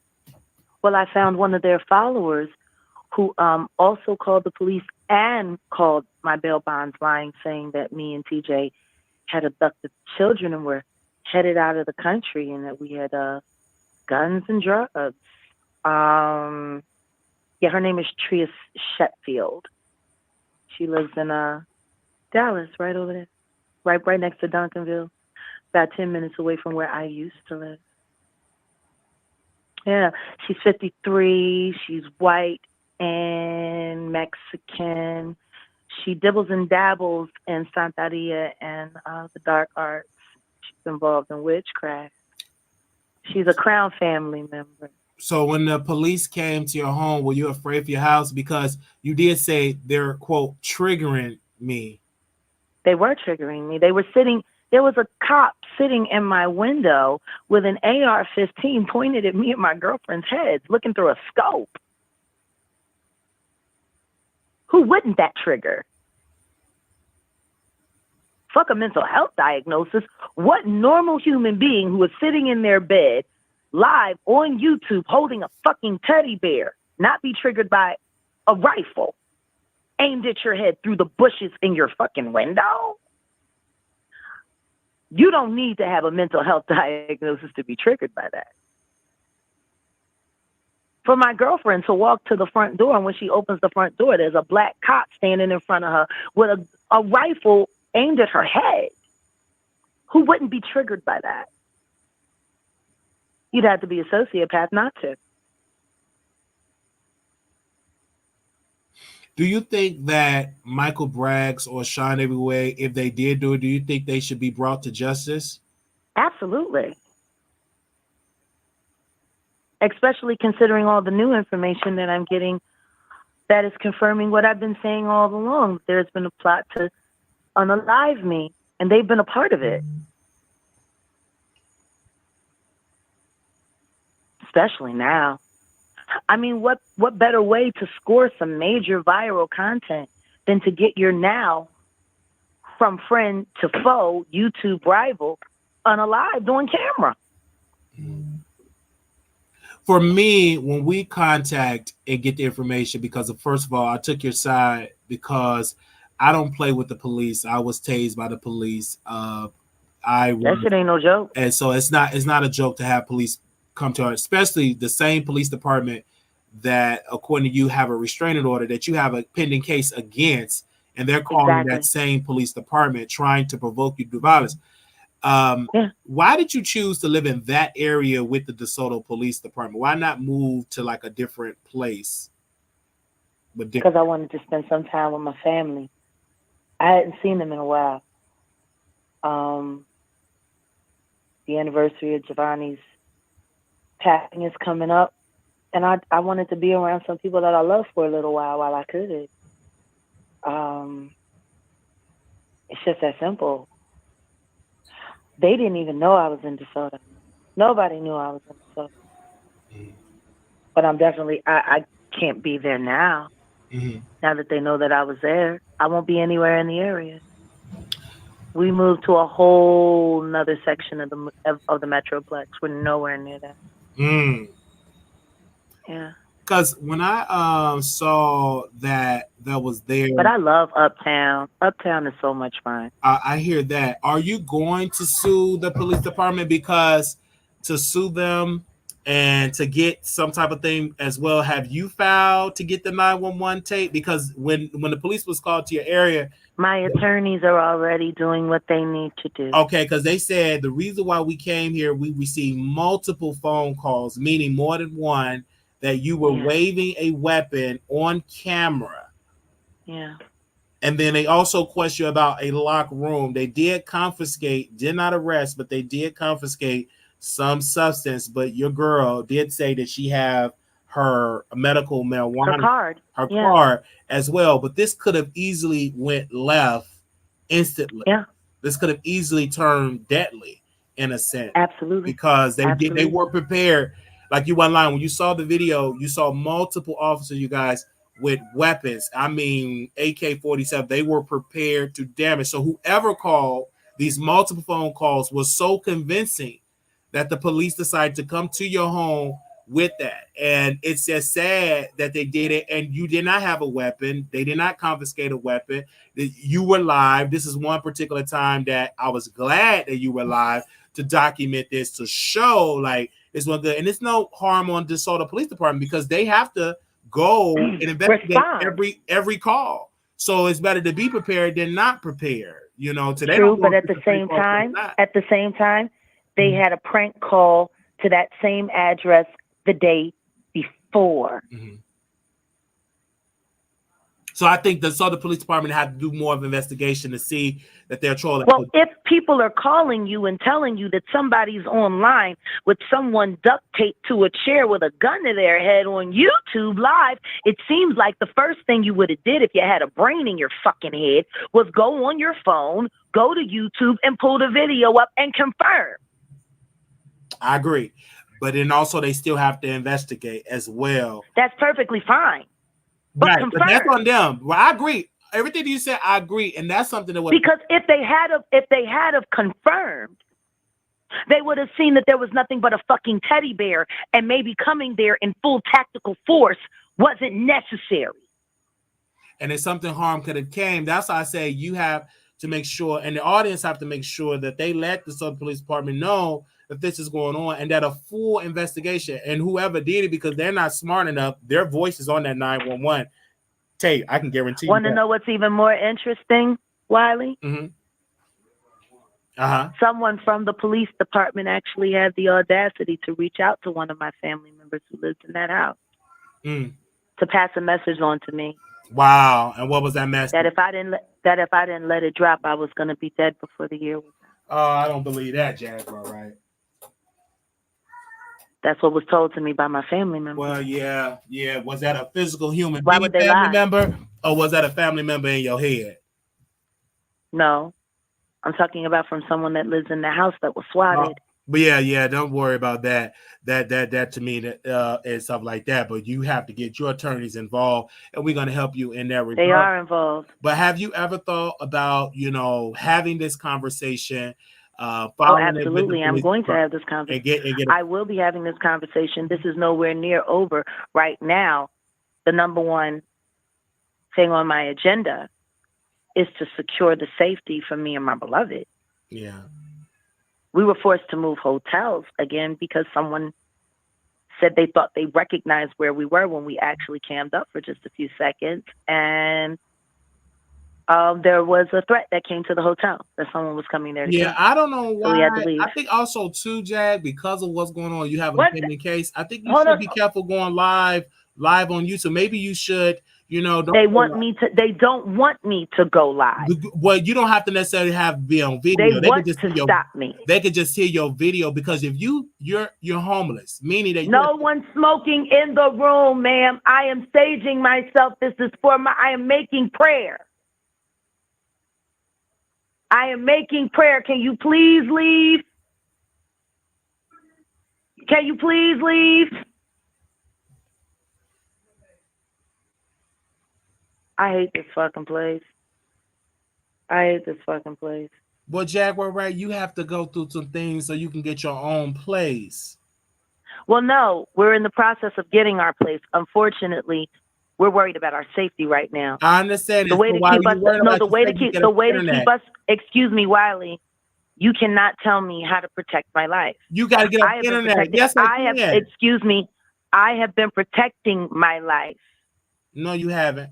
For over 15 years. And you have done a bad job. You can't tell me anything. No, I haven't done a bad job. I'm still fucking alive. Yeah, but you're alive. But I'm still fucking alive. But you're going to different places. You're not happy. You're not stable is what I'm What do you mean I'm not happy and I'm not stable? I've been living like a nomad for most of my adult life.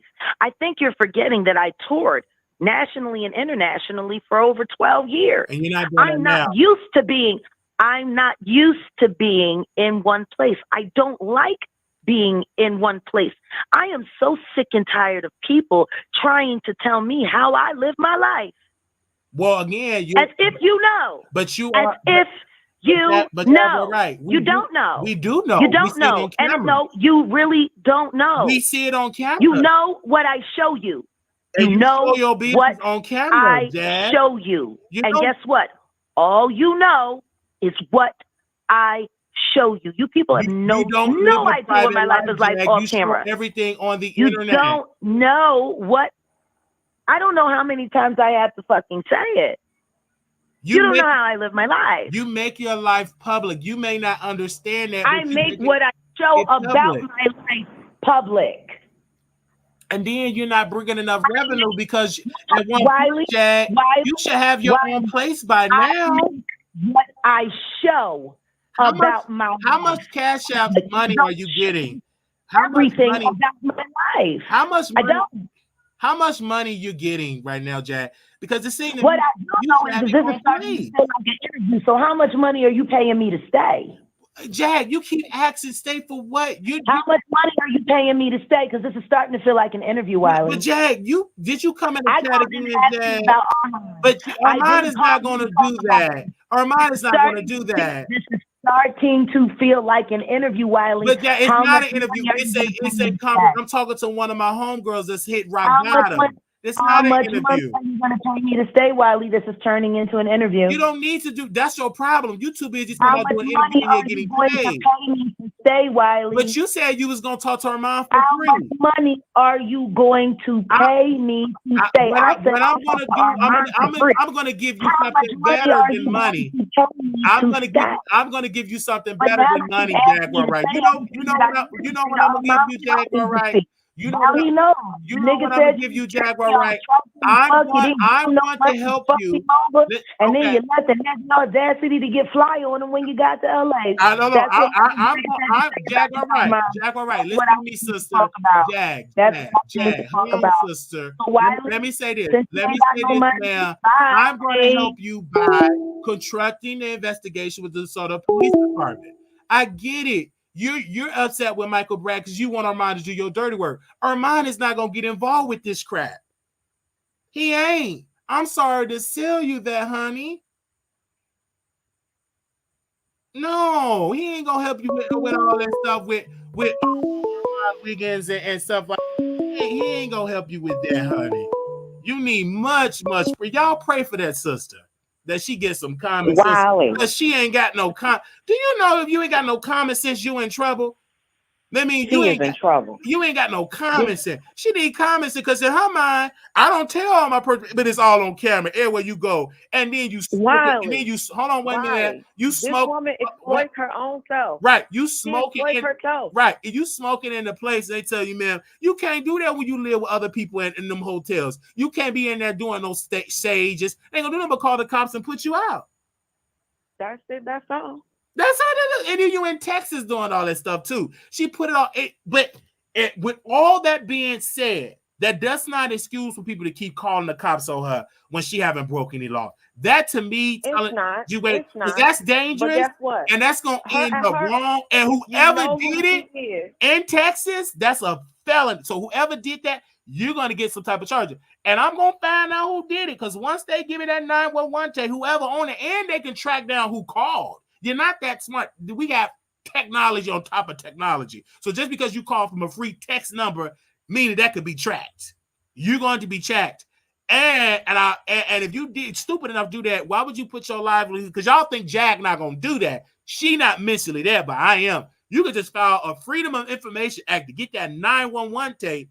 And that's it. That's all. It's called Freedom of Information Act. So we're gonna be able to get that 911. You can fill out the form online. And see who did it. You don't even need to go in. You can fill it out online. Yes, you want to be able to get that online. Yes, you're going to be able to get that record because that's wrong. Whoever's doing that, why would you do that? Let's say for you a subscriber doing that for a creator. That's stupid to put your livelihood at risk. And what Jag trying to do instead of her taking a legal route, she's trying to, let me get Armon to do my dirty work. It ain't gonna work. It ain't gonna work at all. Like, girl, you got more problems than trying to bring Armon. You have more legal problems. Yeah, you got more legal stuff, honey. But go ahead. Jaguar, right? Instead of you trying to get money from Wiley because we know you need it, honey, and while you're trying to exploit people, you need to have several seats, beautiful. And this is not even coming from a place of harm. But we have seen you on the internet. It's not like you're talking to people who hasn't seen what you've allowed yourself to display on Sean Davey Way Show, particularly. You have embarrassed yourself, humiliated yourself to its core, and you need self-redemption, not for us, for you. You're going through a divorce right now. You got too much going on. You done messed up Legina head. You got, honey, and we know this because of you. This has nothing to do with what anybody's trying to exploit you. And you dare come on this platform and ask somebody for money when you called in? Are you insane? Keep being transparent with us as you were being on Sean Davey Show and everybody else that you were doing for free. Don't come to the Wiley Show asking for handouts when this is a platform where you could have clearly got your voice out.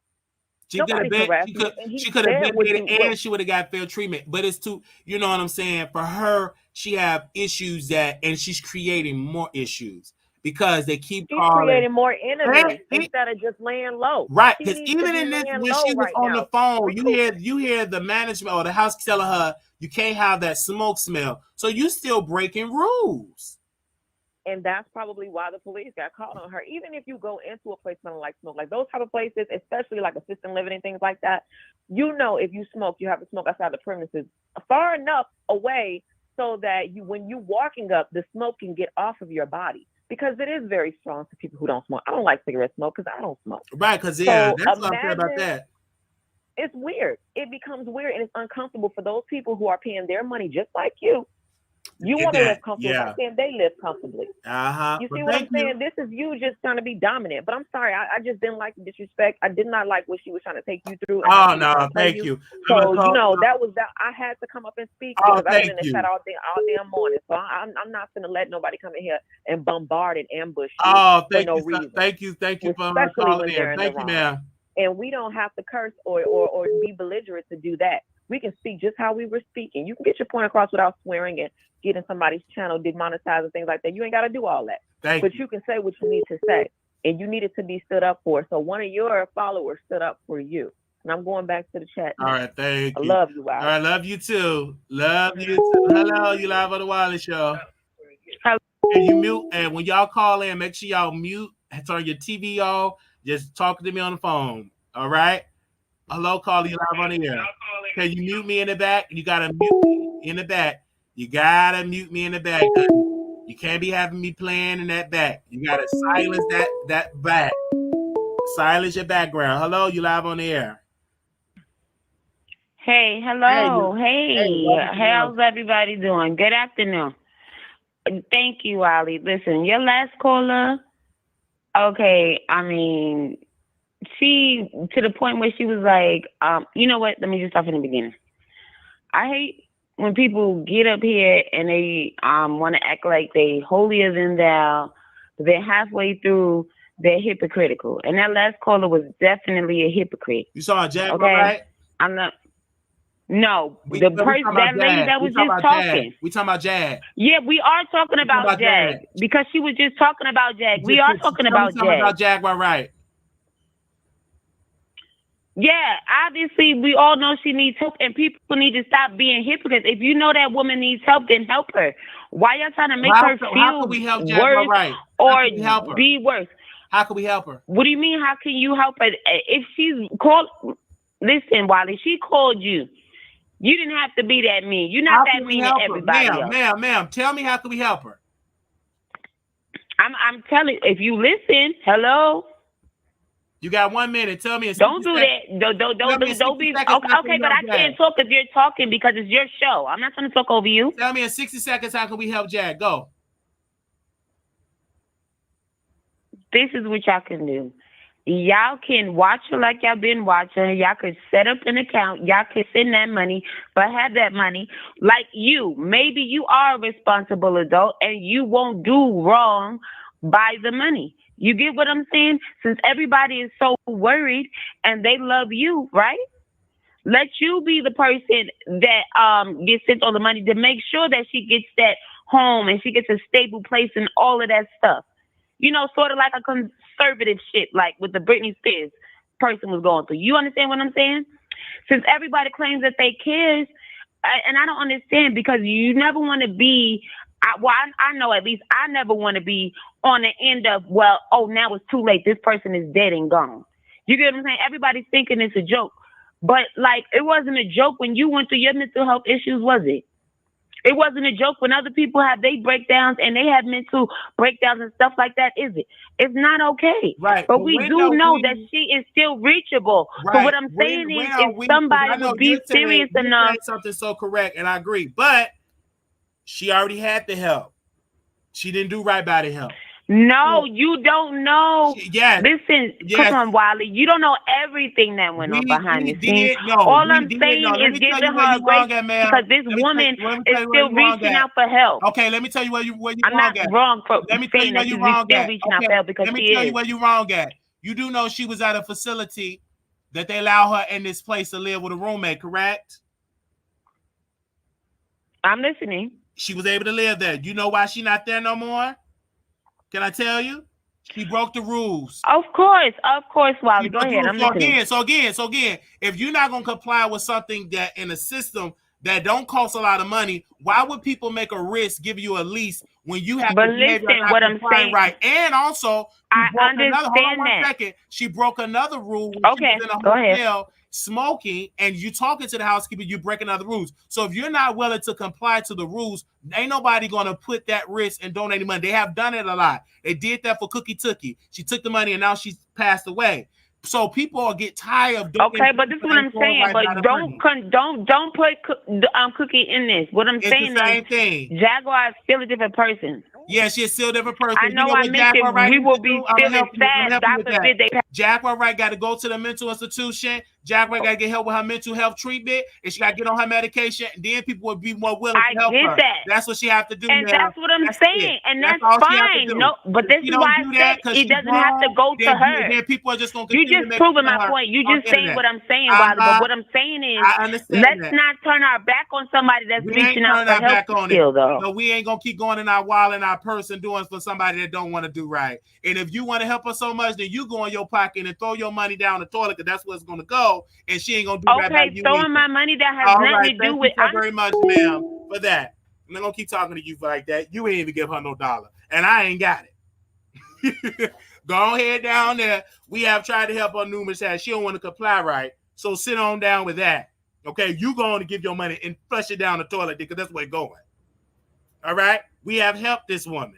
What she need is mental treatment. And if you never had no mental order, you can't speak. Just shut up. That's what she need. Until she work with that head, then everything else will fall in line. Long as that head is compromised, like she said, she talked to a family member, and the family member said that the DeSoto police department, she ain't got no family down there. What is she talking about? That's a voice in her head. And I asked her, was it a family member or was it somebody in your head? That's somebody in your head. She had badly so some stuff she say true, then she go off the wall. She need help. And the best help you can give a Jag is to just encourage her to go to the hospital. That's it.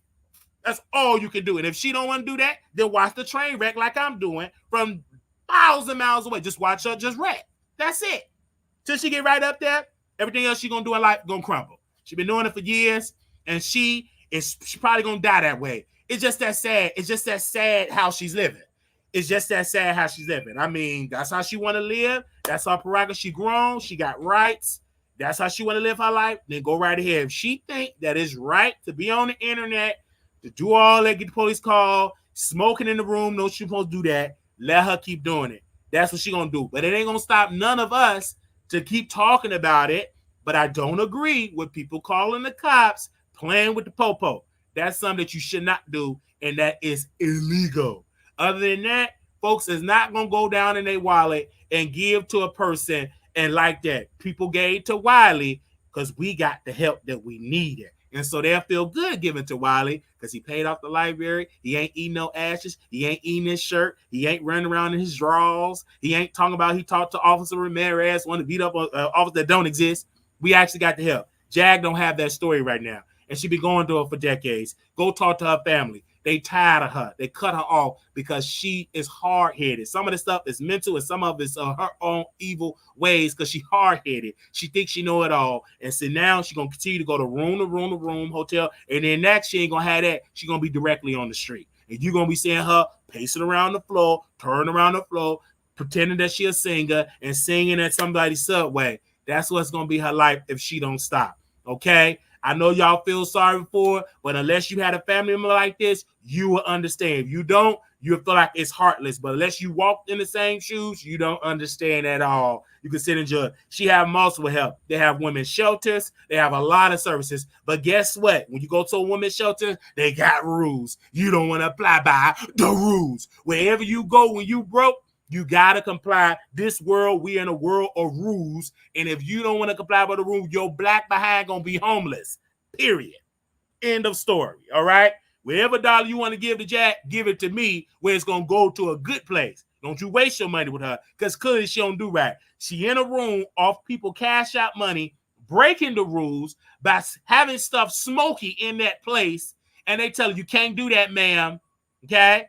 Did the same thing to Cookie Tookie. Y'all gave all that money, and she died from the drugs. She went away. But $1,000 was given for rehab, getting out of jail, all that. It didn't help her. She decided, she made it, Samantha James, aka Cookie Tookie, made a decision that's the life she want to live, and it ended up bad. We don't want this life for Jag, but if it were to happen for her, I will not be surprised or shocked. Because she don't want to make the decision, put on her grown woman panties, and get the help that she needs. She still want to talk to Armon Wiggins and talk to Armon Wiggins about brother Michael Braggs. We don't give a darn what Armon Wiggins was doing with his boyfriend, because he ain't in no different hotel rooms getting put out. He's literally up there with them 4 walls with cameras, getting cash out, asking for 35 cents. They give him a 35 cents, and he actually on the show in a whole cartoon character.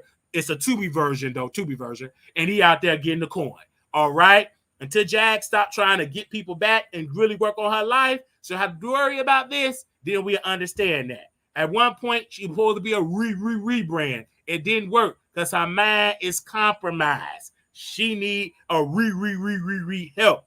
We gonna pray. But at some points, you can just stop praying because she already got the answer. Some people just got a decision in their life. This is the decision that they want to make, and ain't no prayer gonna happen because God created us to create decisions. He created us with a mind, meaning that if God just want to control us completely, let him do all the things. He want to give us a brain. He want to give us a thought process, a conscious mind. He control us. He gave us you got to be willing to change. If you ain't got that willing mind, you got to do what you got to do, okay?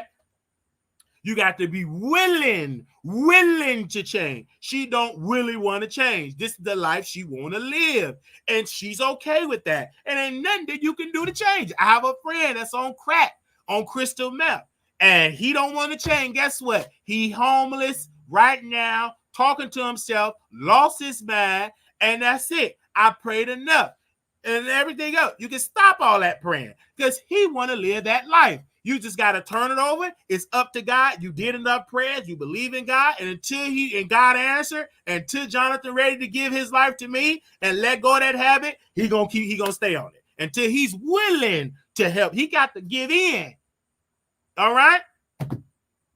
God ain't gonna just snatch it away like that. That's okay. Everybody get it like that. You got to do your part. All right? Jag got to do hers. She on the internet. They ain't gonna do nothing but watch it and talk about it. I'm not gonna lose no sleep for a person that want to make that decision. I had an illness. I went through, but I got the help. She got to get the help. It was hard. I was like, difficult. I ain't crying. You gotta sleep, eat right, exercise. You know what I'm saying? Go to sleep, get your data. And I'm doing the work and continue to do the work because I don't want to live a life like Jaguar, Wright. Oh my gosh, I don't want to have that story. Absolutely not. So I've done the work. I work and then I come and entertain. And then at the end, we're going to ask for a cash shop, $ Marquise Wallet 28, Zelle, Wiley Show at gmail.com. Of course, we're going to ask for a coin towards the end because we done sending off. But Jaguar, Wright, she going to always call in. I told you going to go, I ain't going to pay you. Why would I pay you a dab? I know how to talk to you. I told y'all she called me. She want to talk about Armon. She want Armon Wiggins' number. So she can create all of these rumors, stuff, all of this type of stuff. It's all coming from a toxic place. This ain't the time. I will feel bad for you. This ain't the time for you, Jack. This storyline is past. Armon Wiggins talking about Akbar. He's talking about Sukiana and the Percocet. Unless you talking about getting the Percocet, how you can untwist that back, he ain't gonna give no Michael Braggs that attention. Ain't gonna happen. That ain't gonna work. And I know Michael Braggs was happy because he thought Armon was gonna go live about that. Brother Michael, I'm sorry to tell you, he ain't that stupid. All right? Yes, he high on the Percocet, but he ain't gonna be that high or give you all that free promo. All right? And let's just say, for instance, they was screwing all the people in the house. You allow him to be in that house. You allow him to do it. So don't just get mad at it. Let's just say, friends, she is telling the truth that he was screwing all them type of people in the house and they was on that escort. Let's just say it's true. You allowed it to happen in your house. You allow Armon to move in your house. You allow him to bring his man. If you didn't agree with that, then you should have told him don't come in here. If you come in, but you can't bring your man, you allow it. But you screw and have all type of people in your home, a lot of homeless men in your home, a lot of people in your home, and you sleep with them, but then you get them high. You do all that type of stuff with Armon. Armon said it, so you can't get mad and judge him. That's what you did, all right? And he paid you the money back, but you was mad because he no longer needs you no more. So let's just say you told Jaguar all those things. I could believe you probably told a lot of stuff to you, but let's just say you said it. But you allow that man to come live with you. He paid you back. He helped you get a platform. He helped you learn to teach you about the camera. He taught you the game of YouTube. You didn't want to comply. You were jealous because the man that you was at one point bigger than him financially, bigger than him physically, bigger than him, just bigger financially. Armon has to pass you financially, and you bitter about that. You upset about that, and you mad. You're more bitter about that because the same woman he warned you about, Jacqueline Wright, aka Jaguar Wright, aka Eat Her Son Ashes. He told you don't be around her. She's gonna turn. She's evil. Why you want to be around? His prediction, his prophecy actually worked. It's bad for you. It affects you. She destroyed you. Now she want to put allegations out on you and allegations about the stuff that you were saying about Armon. So again, you allow that man live in house. If they kept it filthy, you allow it. And then Armon Wiggins said the place was filthy and you was funky. Who the people going to believe? They're going to believe Armon Wiggins. Number one, you obese. Number three, you repeat yourself on phone. You beg all day long. And so they're going to believe Armon Wiggins. Again, when he's the popular kid, you the obese kid, they're going to take the popular kid with the white veneer teeth. They're going to take his side. You are losing in the court of public opinion. Now, what you should have done, you should have had it all recorded and documented. Then if you drop some receipts, then the public will be on your side because they'll see all them recordings. But you ain't got that. If you did have it, you'd have been released. All right? All right. You understand that? Now, I could be dirty and do about a 15-part series, interview all them young people that you had in your home, them young guys you getting high and sleeping with them, because Armon Wiggins do have that tea on you. He have already dipped in the bud, but I didn't want to do that because I follow a lot of Armon Wiggins friends on Facebook, and I've been with some of them that have moved on to Texas. But I'm going to leave that alone because I don't feel like going down that rabbit hole with you. But if I need to go down that rabbit hole, I'll bring my carrot and go down that rabbit hole with you. But as right now, I feel sad for you. I really do. Because you got screwed all over by that case. Okay? You got your own issues and problems. All right? Moving right along. I wasn't even planning on getting her to come on this show. But she came on the show again. And hopefully she gets some help. All right? And she got a whole case coming up. Now, anyway, make sure y'all continue to subscribe to the Wiley Show. Love y'all so very much. This was a great episode. I will see y'all tomorrow morning. Another episode. You never know. Oh, probably going to take a break tomorrow. But it could change because of this. I'll tell you, it might spill over. So just wake up in the morning. I might go live tomorrow morning. All right. So again, Cash App, $ Marquise Wiley 28. You can send your Cash Apps in zellwiley@gmail.com. Thank y'all so very much that have been sending y'all Cash App. I see it. Ooh, God is so good. He's worthy to be praised. All right. Thank y'all so very much. Also, Vegas, October 6th through the 9th. October 6th to the 9th, 2023. I would love to see y'all. It's going to be wonderful. And I will see you. That's the first weekend in October. Okay. First weekend in October. I would love to see y'all there. You can confirm or RSVP at Wiley Show Productions at gmail.com. If you will RSVP, you can. I would love that. That's Wiley Show Production at gmail.com. Send us an email. We will get greatly to it. Of course, we do be on TikTok. Also, Station Unfiltered, and we on Threads. Follow me on Threads as well. We also on TikTok. As you know, follow it. Tasha's posting all the links over there. Thank you all so very much. Great. Now, little black boy, you beautiful. Little black girl, you enough. When times get hard, put God first. Always put God first. Make sure y'all subscribe, thumbs up the video. I love y'all so very, very dearly. This has been one of the greatest shows, greatest morning show ever. And we will see y'all probably tomorrow. Okay, it all depends. But again, make sure Station will know first if we go live tomorrow. All right, because I go live before I go live the morning show. So if you don't see a thumbnail video, it will be no morning show. Members will be going live on Sunday about 12 p.m. Y'all stay on the East Coast, 11 Central. So y'all be on time. So we may go early. So we just actually get on up. Just get on up early, 9, 10 o'clock in the morning. Get your hand part up. because we will be up and preparing for our another Sunday Zoom meeting. Thank you all for that. Now I got to get up out of here and go to work. All right? Go to work. Oh man, this was fun. This was so much fun. I was not planning on this show.